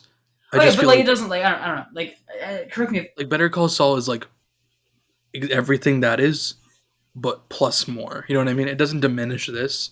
I'm just saying, Better Call Saul, they've clearly learned from this. Gotcha. And know how to use it like even more. You know what I mean? Fair enough. That's all I'm saying. Yeah. Gotcha. Yeah, okay. Yeah. And then the ending of this episode. Everything is perfect. Yeah. Everything is perfect. I was saying this while we were watching it. Like live while we were going through the episode. Like the whole family. Walt, Skylar, Walt Jr. pushing Holly around on the little thing. Hank and Marie sitting there. They're all just like talking about whatever. Marie's talking about like vitamins in her hair. Hank and I don't even remember what Hank and Walt are talking about. Something, and then they bring up like Hank brewing his own beer again. It's like that. Like that scene to me is the most reminiscent of season 1 of like anything you've seen since like episode 3 of the show. Yeah, and it's like it's very much like, oh wow, maybe everything is gonna be okay. Not so much like Walter deserves it because he just murdered 10 people in the span of 2 minutes. But more so, I think more than anything, it's like you see Skylar happy. Yeah, because like Walt's out of it. He's like being honest with Skylar. They've like worked it all out. He's like, the business is done. Everything is good. Everything's happy. And then Hank walks into the bathroom. Take a shit. Yeah. Happens to see the book and put together that Walter White is WW from Gale's book. And he is Heisenberg. Once again, a result of Walter's ego, putting that book out on the stand. Yeah, and even going back to that whole episode where Walt was over at their house for that dinner, and Hank was like, yeah, Gale's Heisenberg. My mission is like, my work is done. I did it. Gale's Heisenberg. It's solved. And Walt was he doesn't really think so. Well, I mean, not like a ton, but like enough so to where he's done. He's not going to like keep putting a ton of work in, like whatever. And Walt gets drunk and he can't stand not having like that that title, that recognition being given to somebody else. So he's like, I don't know. He seems derivative. Seems like he's trying to copy someone and like just your genius might still be out there. Yeah. Yeah, sends Hank right down the rabbit hole and like keeps when he tells him. About it. There's no debate either because in the next episode, I think he's like, yeah, and then you said that thing and that got me going. That got me like thinking. Like it's very clearly a result of Walter. which like, So that scene hurt, man. it did. Hurt in the way of like, and like it's hard too because like obviously you don't. I don't know. I don't sympathize with Walt. I think he's an awful person. Like he lies to Yeah. his family, saw all these like crappy stuff. But like just in the sense of like it's his perspective, like it still makes you feel certain ways about certain scenes, and like that one you're like you are just hurting yourself here, buddy. Like come Mhm. on. Yeah. It's tough to watch. Like a car crash. But Mhm. yeah, so I mean, is that it for season 5A? I think that's it for 5A. And then imagine seeing that. I mean, I said this to you already, but imagine seeing that and like you have to wait a year to You're figure like, out how it's gonna go. what? Oh man, I remember. Like, I think I waited a couple days between Yeah. watching finishing 5A and then watching 5B. Like just talking about like, man, like where is this going from here? Like this is absurd. Right. Oh, What do you think? man. All right. Yeah, you can start us off on 5B. Yeah, 5B. Episode 1 of 5B actually was directed by Bryan Cranston. I don't know if you caught that. I see that on the thing I pulled up. I didn't know that. I didn't know he directed that. Yeah. Is this the only one he directed? I'm not sure. I want to say yes, but I could be wrong. Okay. But yeah. I can tell you real quick. Director. No, he directed. Let's see. Something in season 2. He directed 737. What's the name of the episode? It's season 2, episode 1. Okay. And he directed season 3, episode 1, which is the one where they're all crawling that you mentioned. Gotcha. So Yeah, that's pretty episode cool. 1, season 2, episode 1, season 5B. He was a producer on season 4, 5A, and 5B. Mm-hmm. Yeah. So, yeah, picks right back up.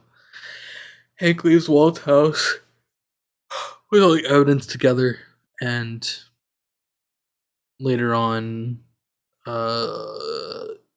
he also confronts Walter when Walter comes to the house thinking something's up, and that's when Walter has a little interaction with him where he's like kind of lying, but then he starts to sort of like threaten Hank lightly, and then he's like, well, Hank's like, I don't even know who you are anymore.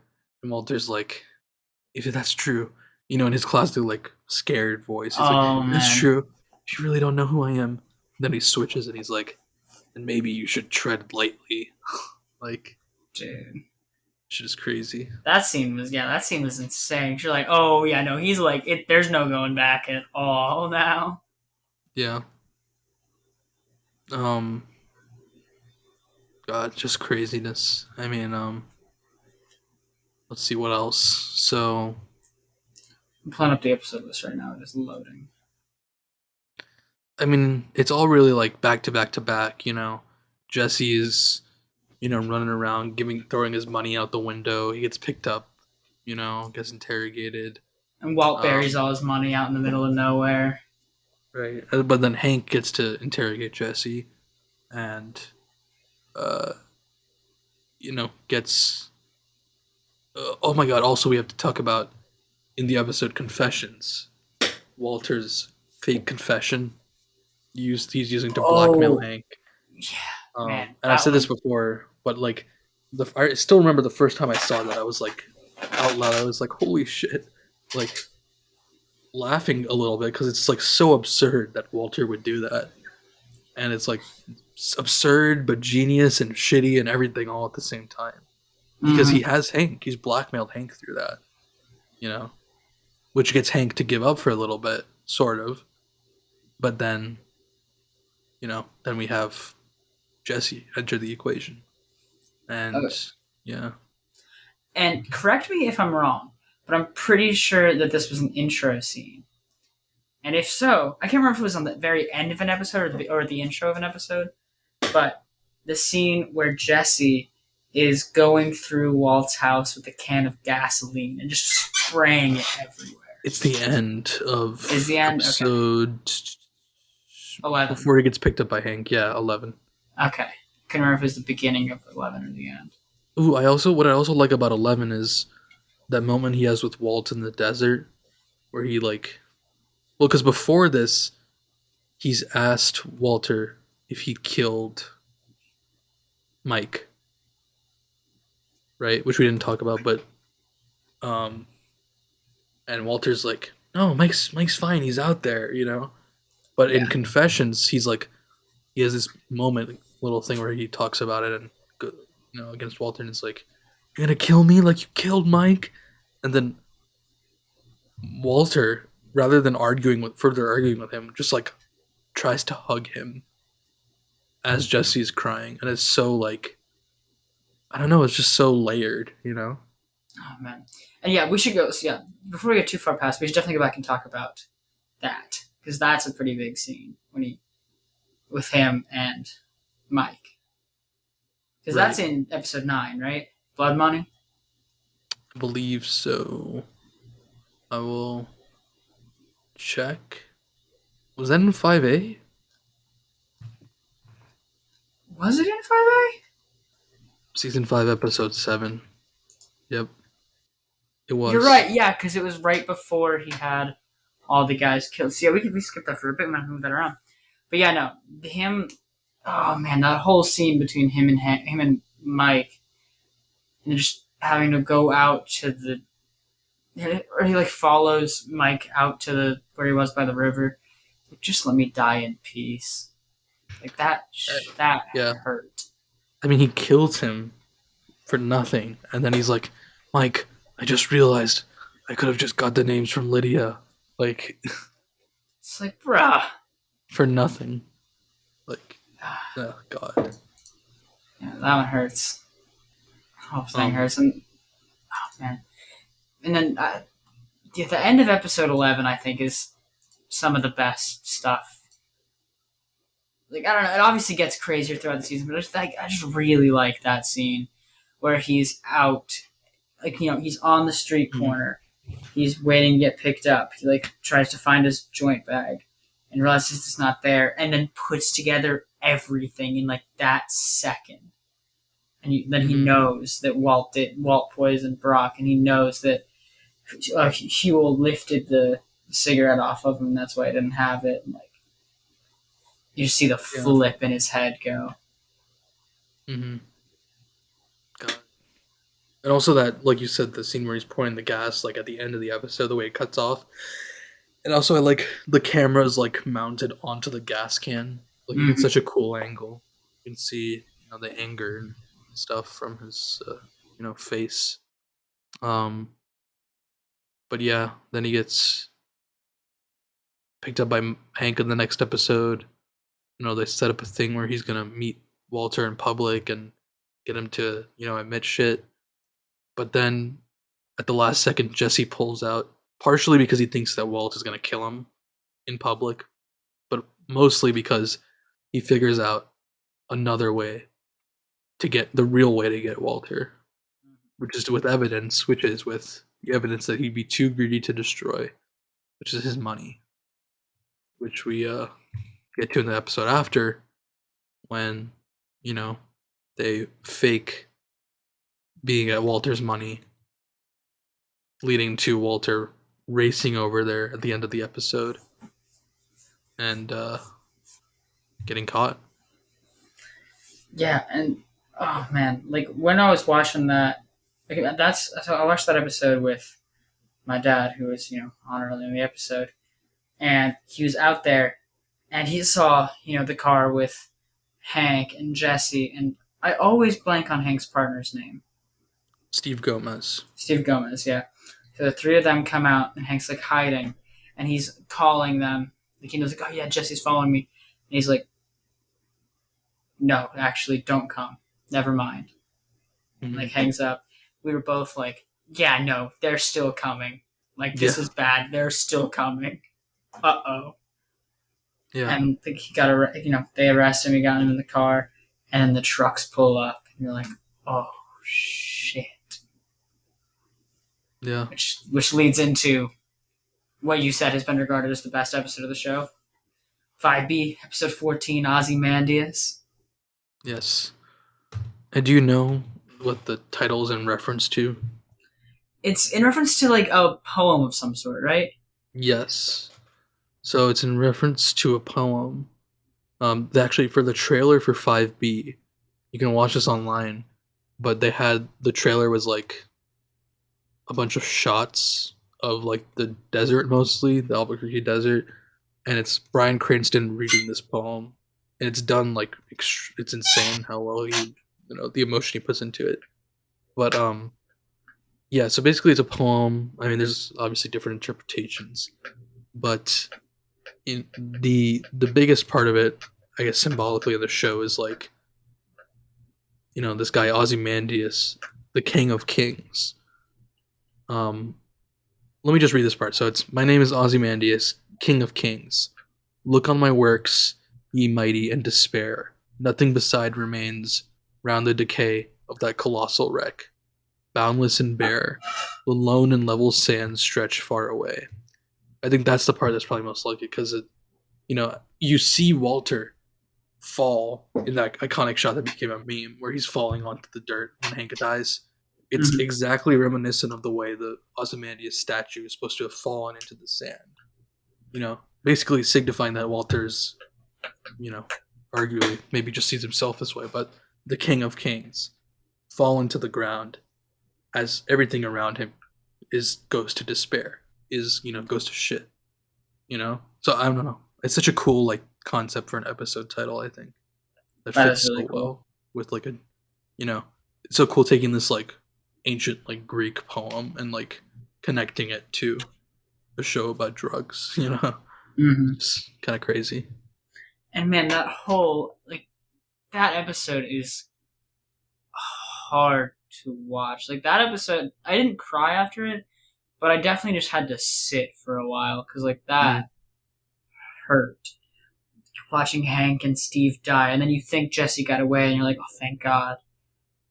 But Nope. then they find him under the car, and they're like just taking him, and then as they're taking him, Walt just like gets in his face, and like, I watched Jane die.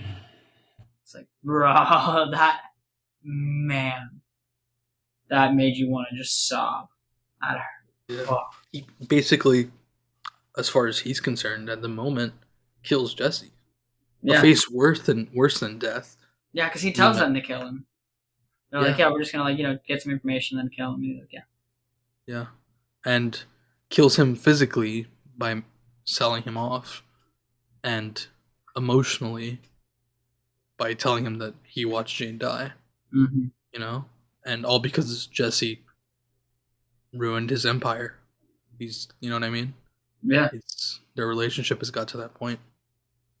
Um, Going back a little bit though, the ending of episode 13 before this, where the shootout is happening, I don't know, it's so well directed. The way the camera is shaking, and the last shot where like Walter is like on the seat and bullets are flying through the windows and the glass is falling and his glasses fall off, and it just ends with a harsh cut right there. So well done.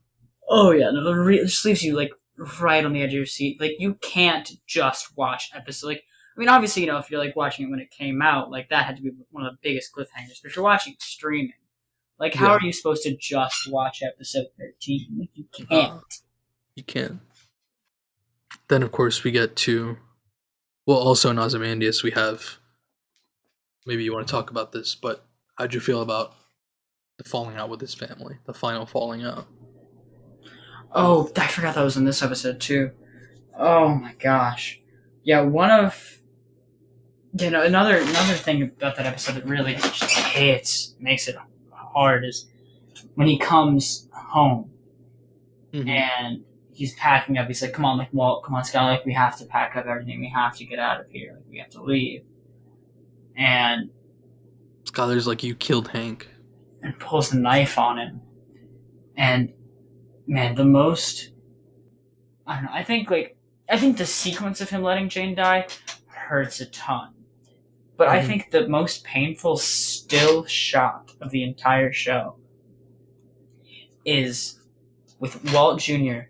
on the floor over Skylar. Skylar's sobbing.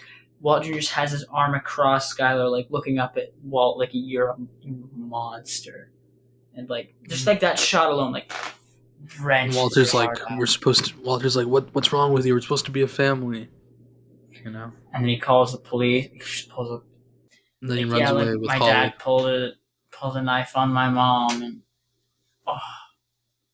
and then he makes the phone call in that episode too, doesn't he? Yeah, where he tries to clear Skylar for the police. Yeah, which Not like that it's man, any help though, because they still get her. They still Rico the house away. She still has to live in squalor and in shame because of him. oh gosh, which like while he's making the call, you can you can kind of see why he's doing it, but like it still hurts so much to hear. Well, like everything there are he's little saying. bits of truth in the call. Yeah. You know what I mean? Where Oh, man. I mean, you know, there's so many levels to it. Yeah. It hurts a lot. And then he gets vacuumed. He gets to live a new life in New Hampshire, and lives in the next episode, Granite State. You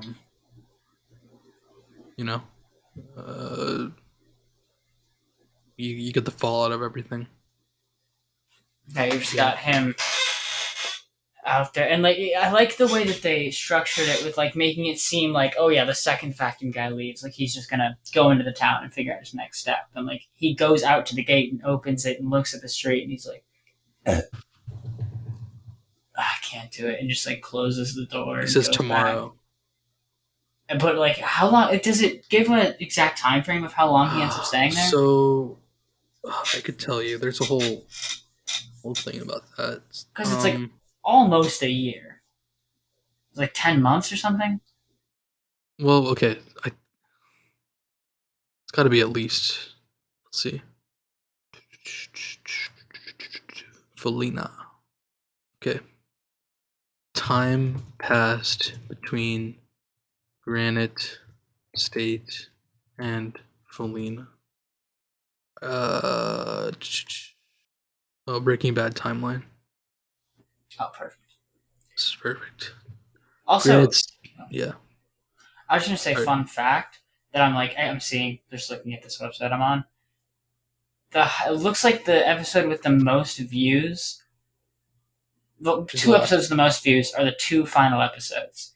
Episode 15 has 6.58 million, and the finale episode has 10.28 million. Yeah. The finale is the most popular episode by a long shot. And those are good numbers for TV. Oh yeah. Okay, well, according to the Breaking Bad wiki, it's 6 months. March 15th to September 4th, 2010. Gotcha. You know, it's cool. They mentioned in one of the recent Better Call Saul podcasts that there actually is there are people on the staff that are tasked with keeping a timeline, that they can use when they write. So there is an official timeline with specific days and years and everything. That's pretty sick. Series. I hope that one day they put that out because that would be really helpful, I think, for fans. But yeah, so cool. So yeah, 6 months pass. Walter, full head of hair, Walter has a plan in Felina. And we have to talk about the end of Granite State, right? Where he decides. So he's in the bar. Is that at the end? Okay, yeah, so that's how that ends. I couldn't remember where one ended and the other started. Yeah. He's drinking. Okay, so Walter finally leaves the cabin, goes to the bar, calls Walt Jr., and tells him to please accept the $100K or however little it is compared to the millions.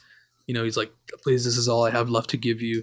I'll mail it to Lewis, And Walter Jr. is like, no, fuck you, sort of thing.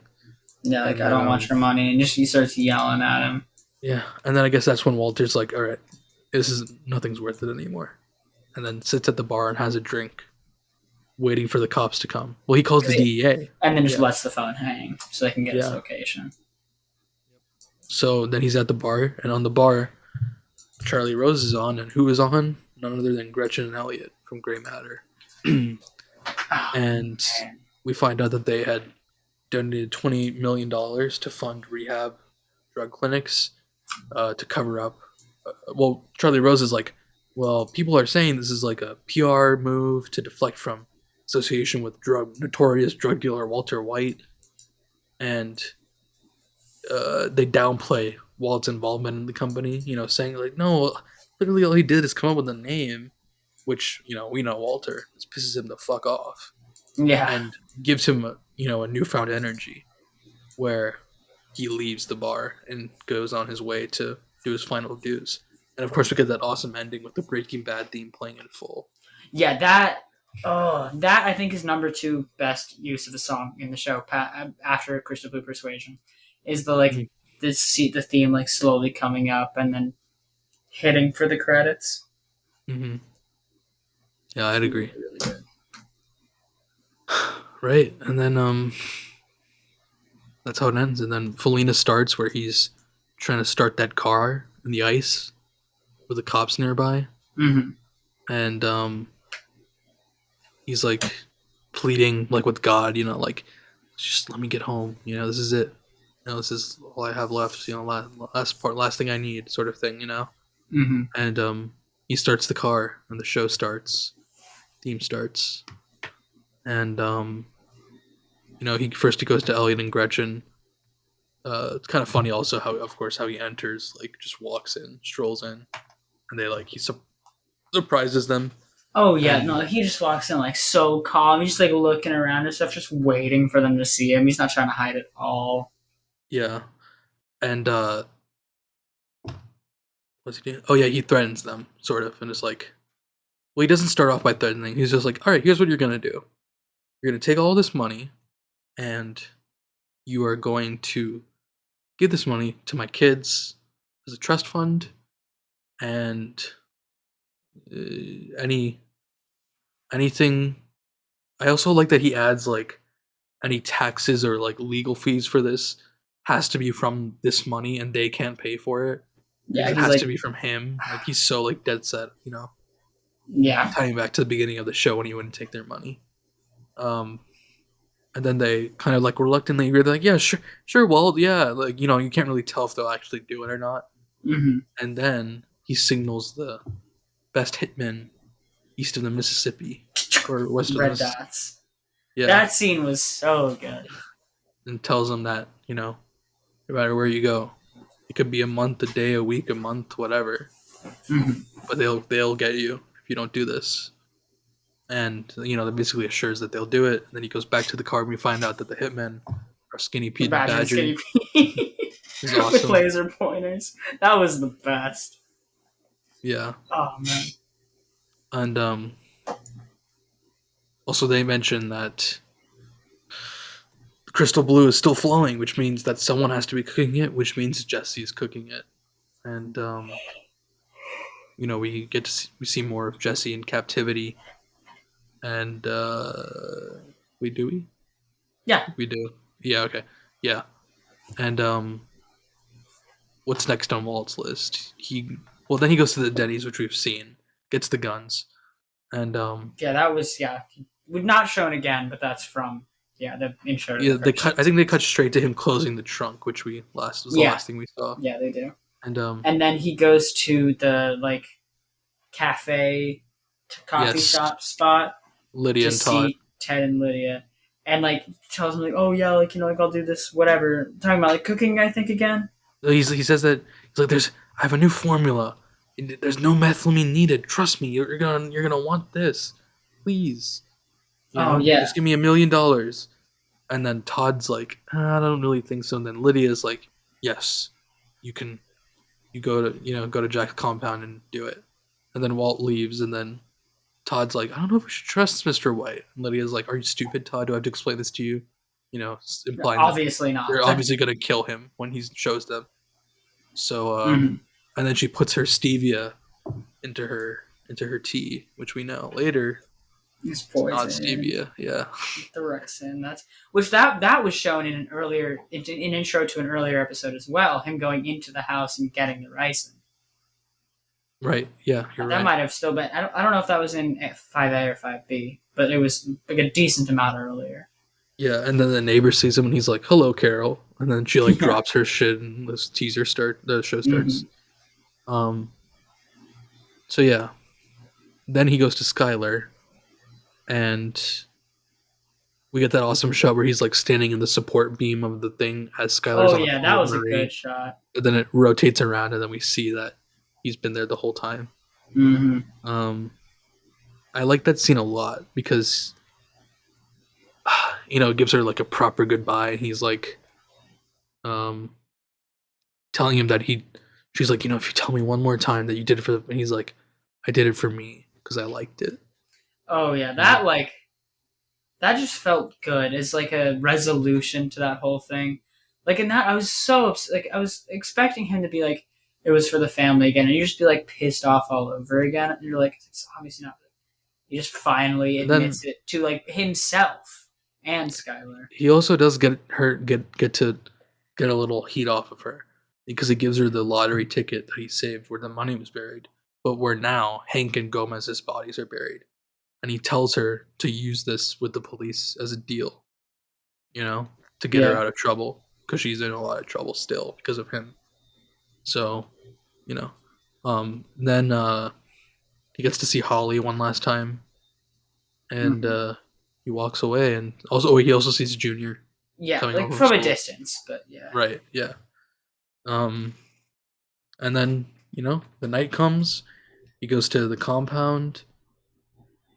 Goes inside, Gets the and key, yeah, tackles tackles tackles Jesse Jesse. to save him from the fire. And the gun goes off and kills all the Nazis. And then we get that awesome scene, awesome meaning like incredibly emotional scene, where Jesse has Walt at gunpoint. And Walt's like, "You want this. Jesse will not be manipulated again." And says nothing happens until he says to do it. Or to wait, that he wants it? Wait, am I getting it Nothing wrong? happens until you say it. He's like, and then Walt says, "I want this." Right. And then Jesse sees that he's been shot anyway. Well, I don't think Jesse would have done it anyway, but he also sees that he's shot. And is like, the do it yourself. And then walks away and gets into an El Camino. And then, Yep. of course, yeah. And then And he then, of just course, goes yeah. into the lab and just dies on the floor. Well, he also calls Lydia as Jesse's going away. And is like, Oh yeah. put ricin in your tea. And then she's like, clearly she's going to die. Mm. And then, as the police lights approach, he walks into the warehouse and puts his hand on the tank. Baby Blue starts playing and The dies. last rotating upward shot of him just laying dead on the ground. Yeah, as all the cops are coming in. Which, man, I have never been so just like content for the main character of a show to be dead at the end. Yeah. Like, I I can't talk think of about, a better way it could have ended. I think, literally a perfect ending. Not to. Like, it was awesome.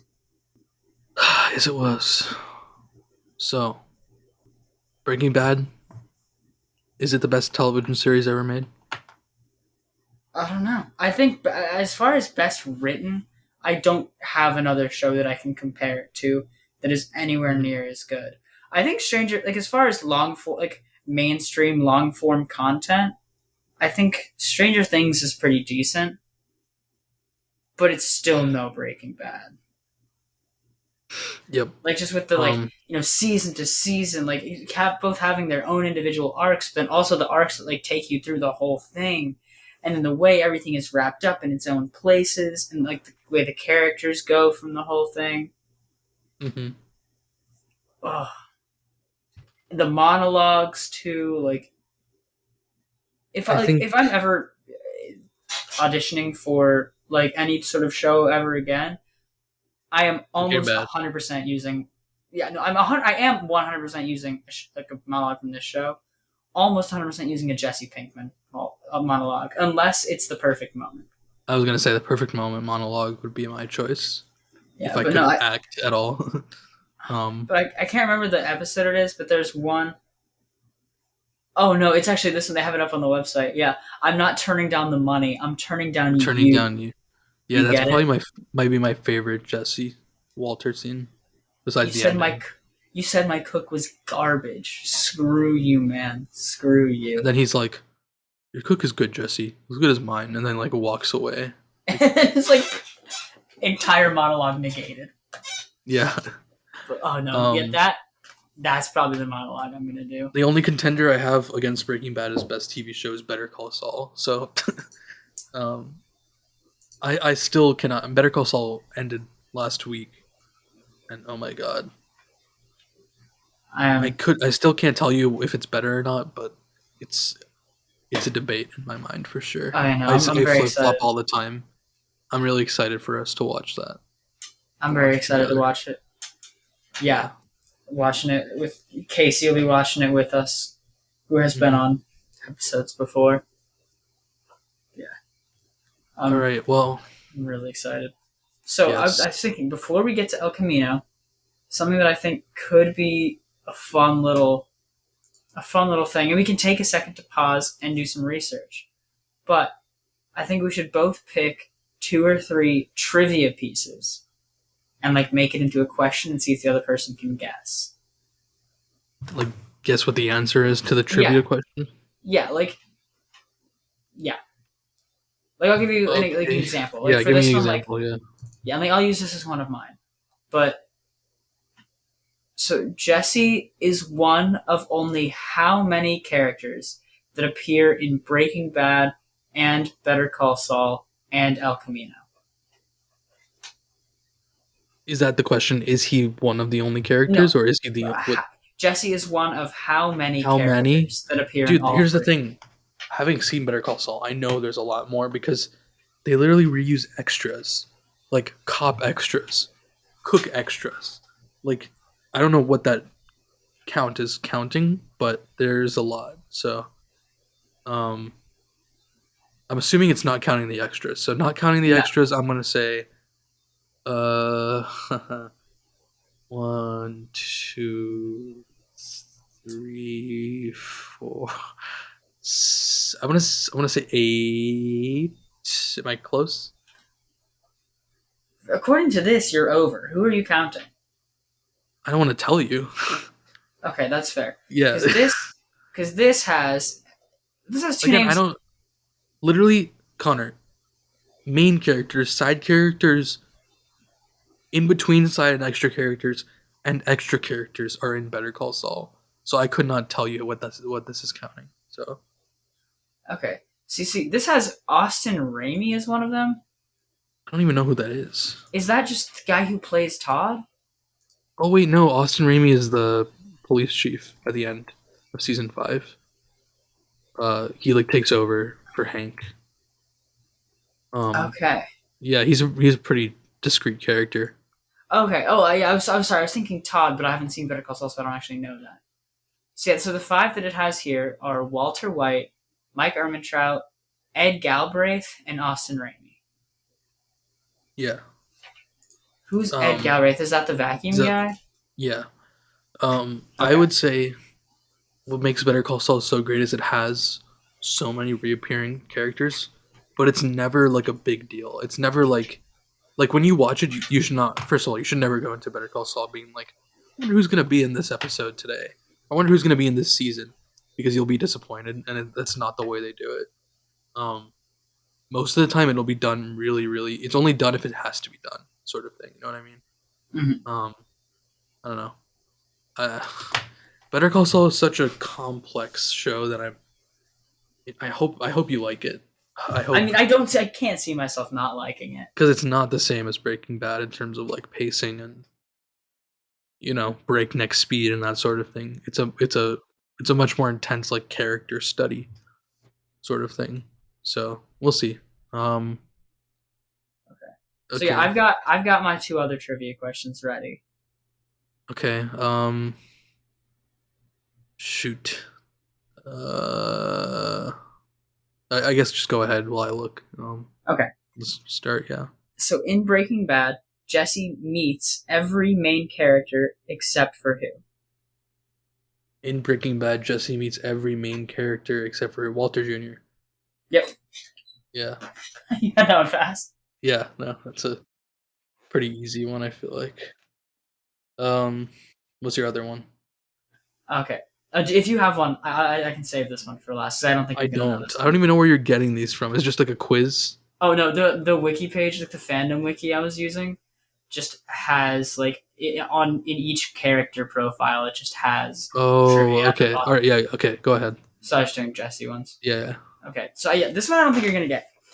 In the original pilot script, the character that become Jesse was originally named what? Thing is, I've heard this before in like the podcast, but I could not remember. I cannot. There's no way I'll ever remember. I'm guessing it doesn't start with the J as well. No, it does not. Yeah. Fuck. I don't know. I just be guessing random names, so I don't know. It's and I might be butchering the pronunciation, but it's Marion Dupree. Oh my god. They do have someone else named Marion in Better Call Saul very briefly. That's funny. It's interesting, but it's a woman. So, um, okay. Here's a trivia question for you, Connor. Okay. Saul Goodman's name, is a play on the phrase what? Oh gosh, this isn't something they mention. Is it? Is No. mentioned like in Better Call Saul or just at all? It ever? is mentioned in Better Call Saul, but it's not mentioned in Breaking Bad. It's not like a spoiler. I think Okay. a lot of people knew this just from saying his name. I have no idea. Saul Goodman. That's funny. I'm sorry. I don't think that's a spoiler. Would you No, consider it's that a not spoiler? I just think Okay. that's so funny. So, It is. so good, man.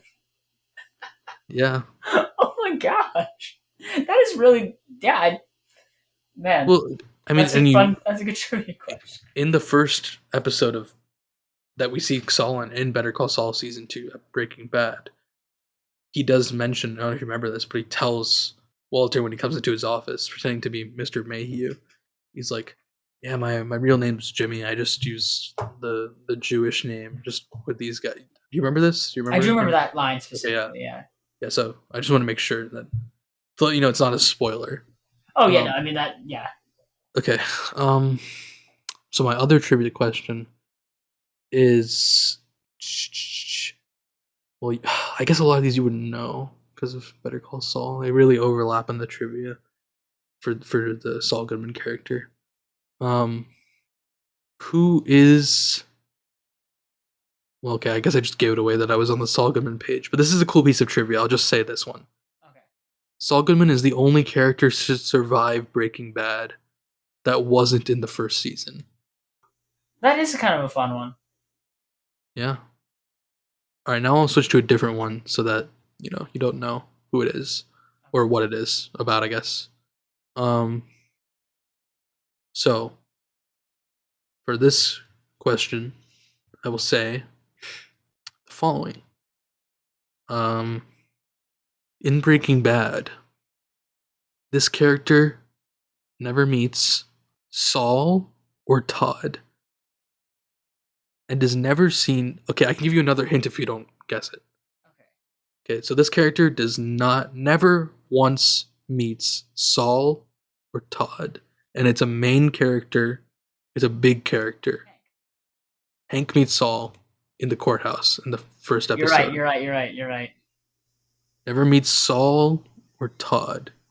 I'll And even help you out a little bit more. It's not gonna to rule it out. It's not fucking like Walter Jr. It's not like a family member. It's one of the main players. Okay, so my next guess was going to be Marie. Yeah, no, don't worry about all that. It's not. Okay. Never meets So not Saul. not a family member. Todd. Saul. Yeah, I mean this trivia question isn't saying he's the only character. I'm just saying this character surprisingly never meets. Surprisingly never meets Saul, but also doesn't meet Todd. Just like on the side, doesn't meet Todd. Okay. Shoot, is Hector big enough to be a guess for that? I guess this is hard because it doesn't clarify that level of it. Yeah. But okay, I'll just tell you. So it says in Breaking Bad, Gus never meets Saul or Todd, and it also says he's never seen on screen with Lydia, but it's clear that they did know each other. Okay, yeah, okay, no, see, I wasn't guessing Gus, because I Because was of the kind Todd mention, because he's well, no, dead. not even that. Because I was just figuring. Okay, yeah, no, that is funny. I get it. I get that now. But no, because like I don't know. I always assumed, like, I guess, yeah, in the show they never meet, but like I just assumed that they had met before. Yeah. Well, that was you're right. That was a little fun little game. Yeah, Yeah. that was good. Cool trivia. That's one that we could do. But like ones like, there's no way we guess. Like what are Jesse's tattoos? Like I what are would all say his be tattoos? careful because you might see Better Call Saul spoilers in Oh those. yeah, I mean I'm seeing Because like I saw. very small ones, and I'm just like not reading the bigger ones. Yeah. Just be careful. All right. So I guess we can jump into El Camino, right? Yeah, Um, Camino time. so, like I said, El Camino, um, coming out 6 years later was such a huge surprise. Um, obviously, it's not like I was waiting 6 years. I believe I first saw Breaking Bad. I want to say summer 2018. Be my guess. When they dropped that first teaser trailer in late 2019, like 2 months before it came out, the hype levels were off the charts. Oh, okay. So the first time you saw Breaking Bad was 2018. I thought you were saying the movie. Yeah. I was like, wait a second. No. I The didn't think it first was time out I yet. personally saw Breaking Bad was 2018. Gotcha.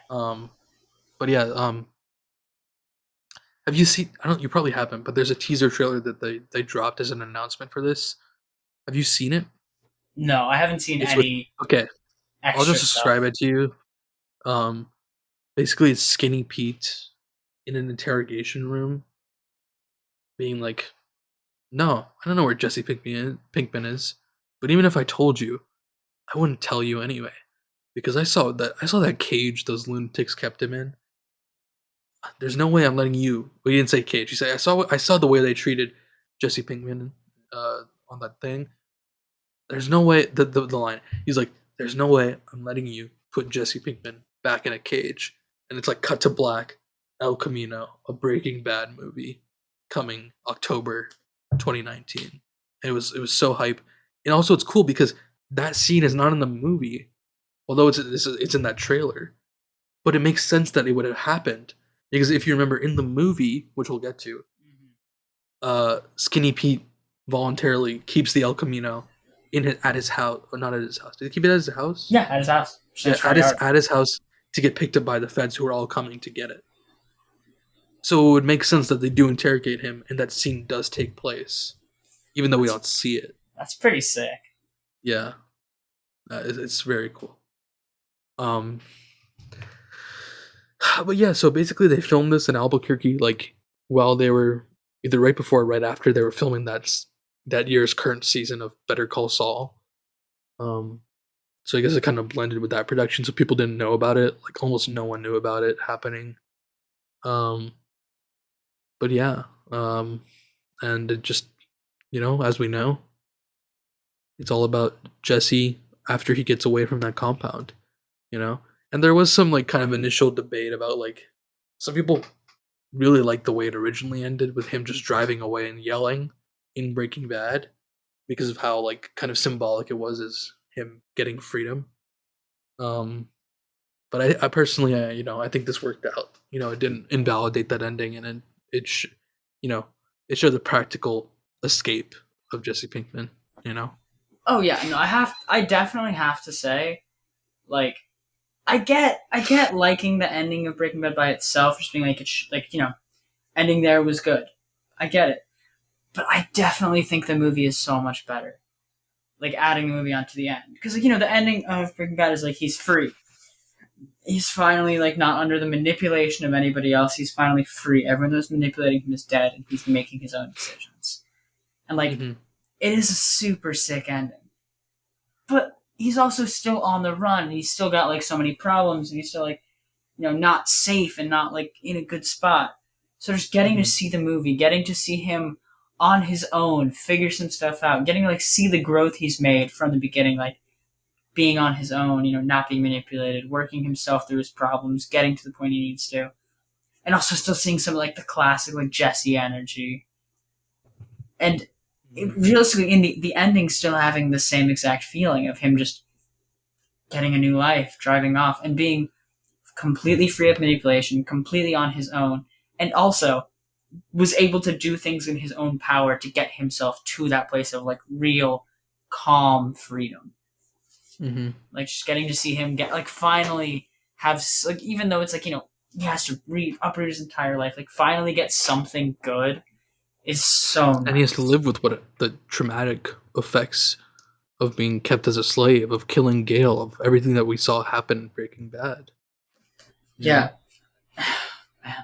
Like that, that's going to follow him for the rest of his life, but at least he gets to, as far as we know, live in freedom in Alaska. And like the movies, like even like, regardless of like how you feel about like theme or the motif, like the movie itself is just like, it's good. Oh, it's great. It just feels like a lot. It feels a little different than a Breaking Bad episode. It does. But like, well, it's filmed in digital, which Breaking Bad was on film. Mm-hmm. So there is like a visual difference, and also the color grading is a little different. But also it feels right. It feels like a post Walter White Albuquerque. You know what I mean? Yeah. It feels like I feel like there definitely should be a distinction. I don't necessarily want it to feel 100% like Breaking Bad. You know what I mean? Oh yeah, and I love the like flashbacks and the flashbacks and current, like that intro with Mike. Yeah, and like you get to see older characters, and you get to see, some scene, like a scene with Walt that you didn't get to see, and you get to see a bunch of scenes with him and Todd, which like there is like the Todd had to gain weight for a different role. Can't remember the name of the movie, but like that did feel a little weird just watching those like back to back and being like, oh, these are flashbacks. After like 5 minutes, I was like used to it. Yeah, no, it doesn't take very long to just get like, yeah, that's Todd. Yeah, I don't really see the big deal with it. No, I think it's better than them. It's better than them having to like write it a different way because they can't have Todd. You know what I mean? I'm glad they got. Yeah, Todd no, back. like I was very happy with the way that it was written and the way that it like progressed and the way it felt. Right. I mean, yeah, but that intro with Mike where he's like, what would you do if you could get away and with the money, or what would you do? What are you going to do when you have the money? Because I guess it takes place right before in Breaking Bad when they meet with the gang to sell all their methylamine. Mm-hmm. I guess is my guess as to when it takes place, because they're like, what are you going to do with the money once we get out of the drug business, sort of thing. And Mike's like, well, if I were your age, I'd go to Alaska and start a new life. And Jesse would be like, yeah, I try to set things right. And Mike's like, sorry, kid, that's one thing you can never do. Such an awesome quote. But, yeah. And then we cut straight to Jesse yelling like we saw in Breaking Bad. I love so much too that they picked up from like the second it ended. Yeah. I thought that was a really, really good touch. Yeah, and he goes to Skinny Pete's house. And man, just seeing how great of friends those guys were to him. Seeing them again was awesome. I did like seeing them again. Those guys are like, I mean, they were really solid in Breaking Bad, but like, I don't know, seeing them again and seeing the way that they like cared for Jesse and El Camino, really like, they're just good guys. Like, yeah, like, I don't know, like, yeah, they're like, in like degenerate, like drug abusers, whatever, like they sold meth or like, meth heads, whatever, but like, they're just good guys and they look out for their friend and like cared for him and just gave him the phone. And Skinny Pete was like, yeah, I'll go through like interrogations and like having to do with the cops to like give you the chance to get free. Like, I'll be fine. You're my hero. Like, man, that line. Yeah. You're like my hero or whatever. That shit. Oh, I'm tearing up like saying it now. That was good. Mm-hmm. Yeah, no, it was awesome. And shit. I mean, yeah. And then in the next flashback, he's we see more of him in the cage with Todd, and we get introduced to Todd's apartment where Todd has killed his maid for discovering his money, and forces Jesse to help him bury the body, and Jesse gets Todd's gun from the glove box, but is so deeply disturbed by his with his living condition, and is manipulated and is so broken. Todd is able to get the gun back from him and convince him to give it back to him. So I was like, hey, like, let's get some pizza. Like, what do you like on your pizza? And Jesse's just like sobbing, holding the gun. He's like, pepperoni. Oh my Yeah, god. yeah, and yeah. So then, whew, well, Jesse goes to Todd's apartment in present day, where he gets in and, of course, ransacks the apartment looking for the money, knowing that Todd kept it in a new place somehow, somewhere in that apartment. And we get those awesome shots of him searching. That incredible shot from overhead where he's searching every room all at once. That shot Again, was really sick. recommend listening to the podcast. They talk about doing that, how they did that. Mm. And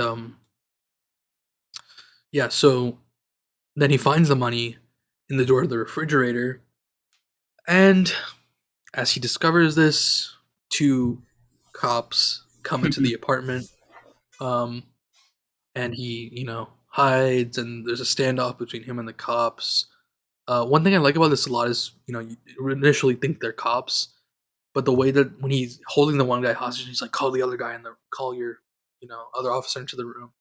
He's like, Lieutenant, and the guy immediately is like sussed out and like pulls out his gun because Yeah, he I was knows wondering. that I was like, he's not why? a cop, And when you're watching for the first time, you're like, how do you know, like Mm. how do you know that he was in trouble? Um. Anyway, they strike a deal where he strikes a deal with Neil, the one cop, who to split into thirds. They leave, and Jesse sees that the truck he's in is from a welding business that he recognizes from when he was in captivity, right? Someone who worked on his cage or his thing he was on when he was forced to cook meth. Um, so that ties into, I guess, later when he confronts him. But first, of course, he goes to the disappearer, the vacuum guy, who will transport him, or he wants to transport him, and he tries to offer the money to him, but the guy's like, no, because he abandoned him the first time. He's like, that's for the first time. I need another 125 for the next time, and Jesse is short by just $1,800. $1,800. So he goes to Neil, the welder, again. Mm-hmm. Oh no, actually, sorry. First, he goes to his house to get a Yeah, gun, yeah. which is what we talked about earlier a little bit, where he goes and finds the safe with the gun in it, and he has a conversation with his parents on the phone, telling them that you guys did your best, sort of thing, so that they would leave. Well, I mean, he only does that so that they'll leave because he tells them that he's at a different place. Um, but yeah, he gets the gun, goes to the welder's place, and has like a old western like shootout with this guy. There's that scene was sick where he had like the one gun on his waist that he wasn't getting, and then the gun in his pocket that he actually shot him with before they even reached for their other gun. Yeah, it was an insane scene, and he also rigs the, I guess, propane tanks to explode in the place, so there's no evidence, and drives away. And then we get one final flashback, or I guess the main final flashback, with Walter White. Uh, Shortly after they've been cooking, and it's pretty funny. Walter's like, "What would you do if you went to college? You first have to get your GED," and he's like, I graduated high school. You were on the stage. I got my diploma," which is pretty funny. And you get that line from Walter, which is perfectly Walter, where he's like, "You didn't have to wait your whole life to do something special," which is like insane thing for Walter to say. Like, cooking meth is special. Like, Yeah, it's like the first time he's finally felt agency and like, which like I don't know. I think that's a reason that you can start from the beginning and be like on his side. You're like, oh, like he's finally like this is his first time taking agency. He's finally making a decision in his life, and then you realize like that's not really true. mhm. Yep, Like and that's how he then saw it at the time. yeah, and then back to present, and Jesse goes to Alaska. Ed drives him in the truck, and he has a new identity, and he has one final letter. Now, I want to talk about this letter, okay? Because this letter we don't know in the movie. In the movie, they don't I don't think you can see it. Do you know who the letter was to? I don't remember the letter, to be honest with you. Well, it's when he's giving him his new name and stuff and like quizzing him on his name. And he's like, "All right, you got to go that way." Blah blah blah blah. Is there anything else? And then he hands him a letter. Okay. I don't remember then- how you say that. And then Ed reads the letter and he's like, "All right, is that it? Any other final messages?" And he's like, "Nope." And then Jesse drives away. Now, in the movie, we don't see who the letter is to. We don't hear the letter. But apparently, the letter was to Brock, according to the creators.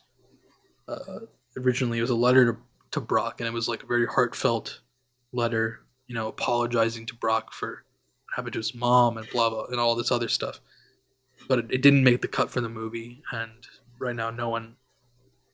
It wasn't even like film, or like the only person who knows, only two people who know what's in the letter are Vince Gilligan and Peter Gould, the creators of the show, or the movie. So, yeah, hopefully one day that'd be a cool like deleted scene or something.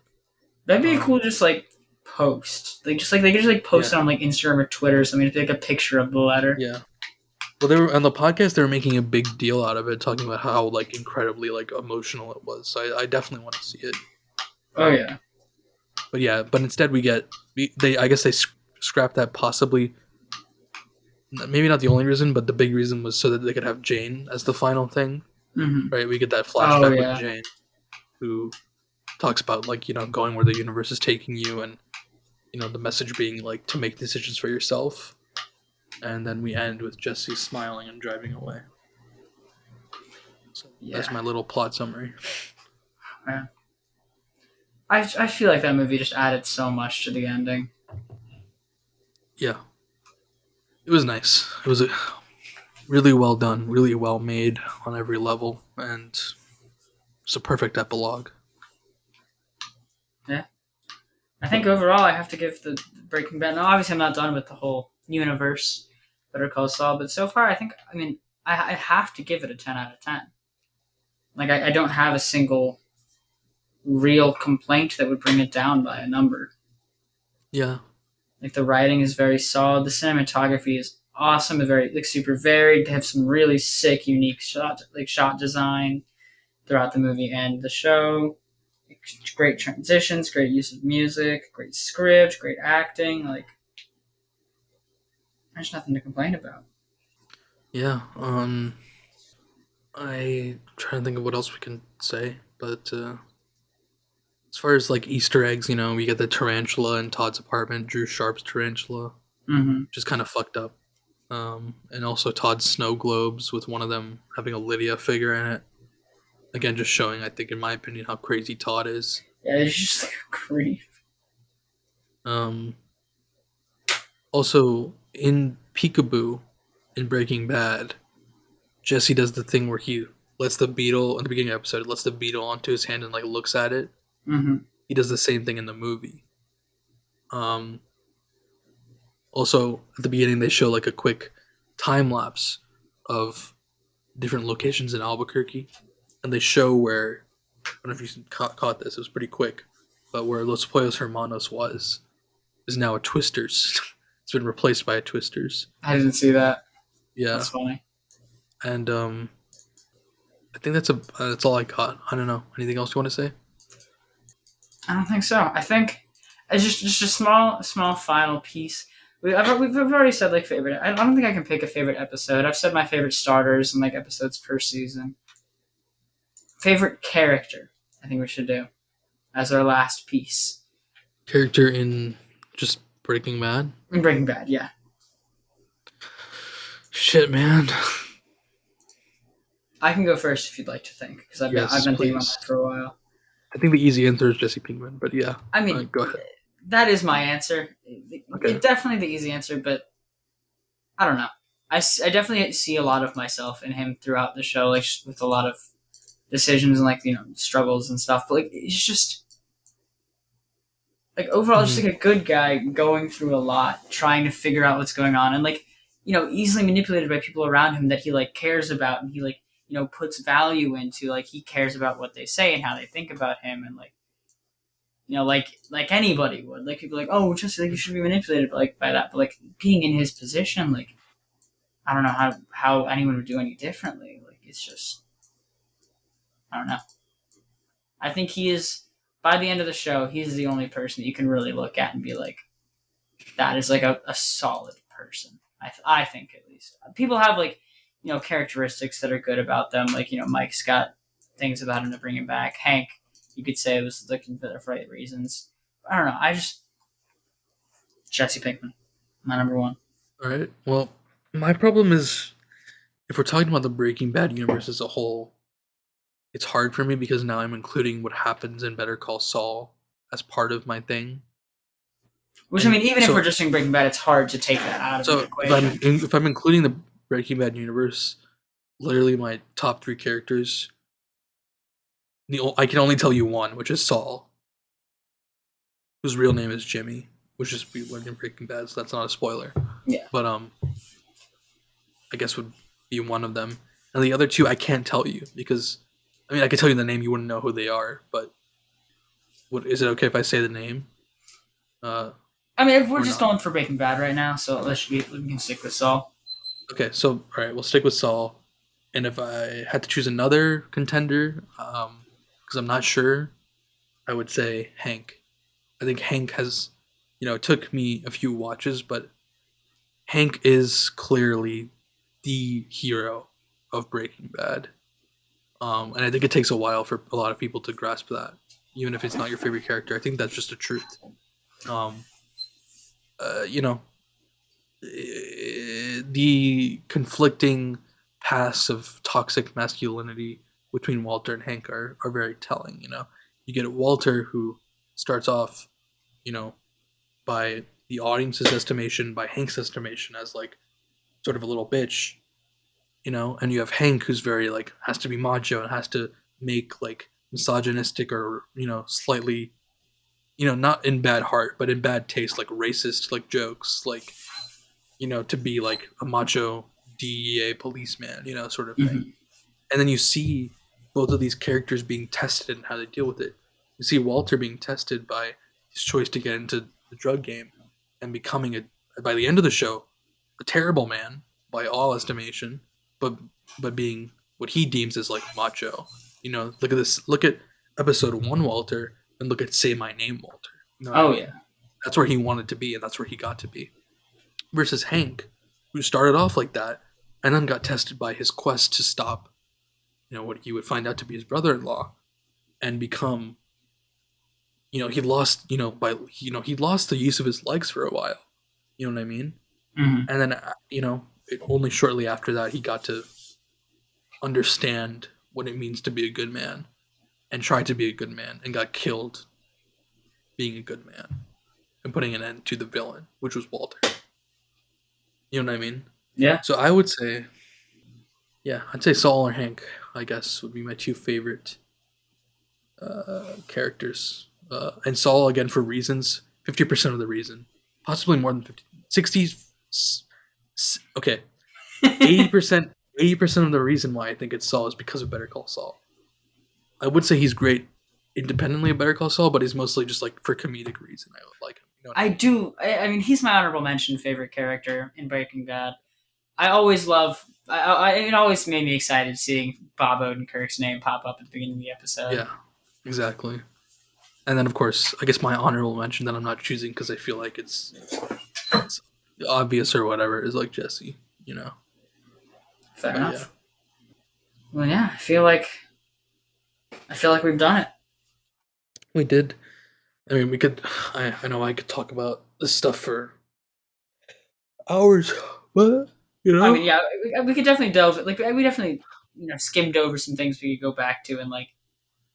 We talk made a good about time a lot though. more, but yeah, It's been an hour 45 since your dad left. We were with him for 50 minutes, so not a bad episode. right. Yeah, I think decent. That's an average length. Yeah. Yeah, because I feel like if we were really going like episode by episode, we could have made this. No, like, I mean, yeah. long. Yeah, no, we could have done 2.5 hours for like every season. Like, Yeah. So, yeah. Well, I guess that's it for now, right? Yeah. Yeah, guys, Filmatic, Summer of Stiller continues as planned. Connor, you're welcome to join us for any of those movies if you can. I just might be on. And do you know when you're thinking that this episode will be released? It's kind of tough because school's starting and my editing situation is a little on the fritz because so it's kind of hard for me. I mean, I'll explain to you after, but editing can be kind of hard for me with my computer. So sometimes I have to use like a different computer, but it's hard to get access to that computer, sort of thing. So Gotcha. So we're thinking more than a week. I'm thinking, well, my dream best case scenario is going to be the end of next week. Okay. Or sorry, no, I already have. So when Justin and I did the last episode, we split it into two segments. Segment 1 released last Tuesday.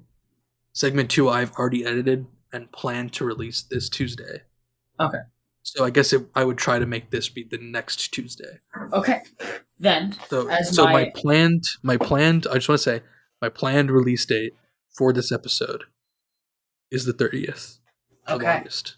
Well, then, in that case, best case scenario. As Burnout, my second album, Burning, will have already been released. Came out, but by the time you're hearing this, it will have came out on August 27th on streaming platforms everywhere. Spotify, YouTube Music, YouTube, Apple Music, Tidal. Links in the description. Yeah, and my website www.brnout15.com. It'll have links to everything, photo shoots, the album, all the material that we've been putting out. Definitely give that a listen. Yes, sir. Burning out now. Anywhere you get music. I actually helped write one of the writers on one of the tracks. That's facts.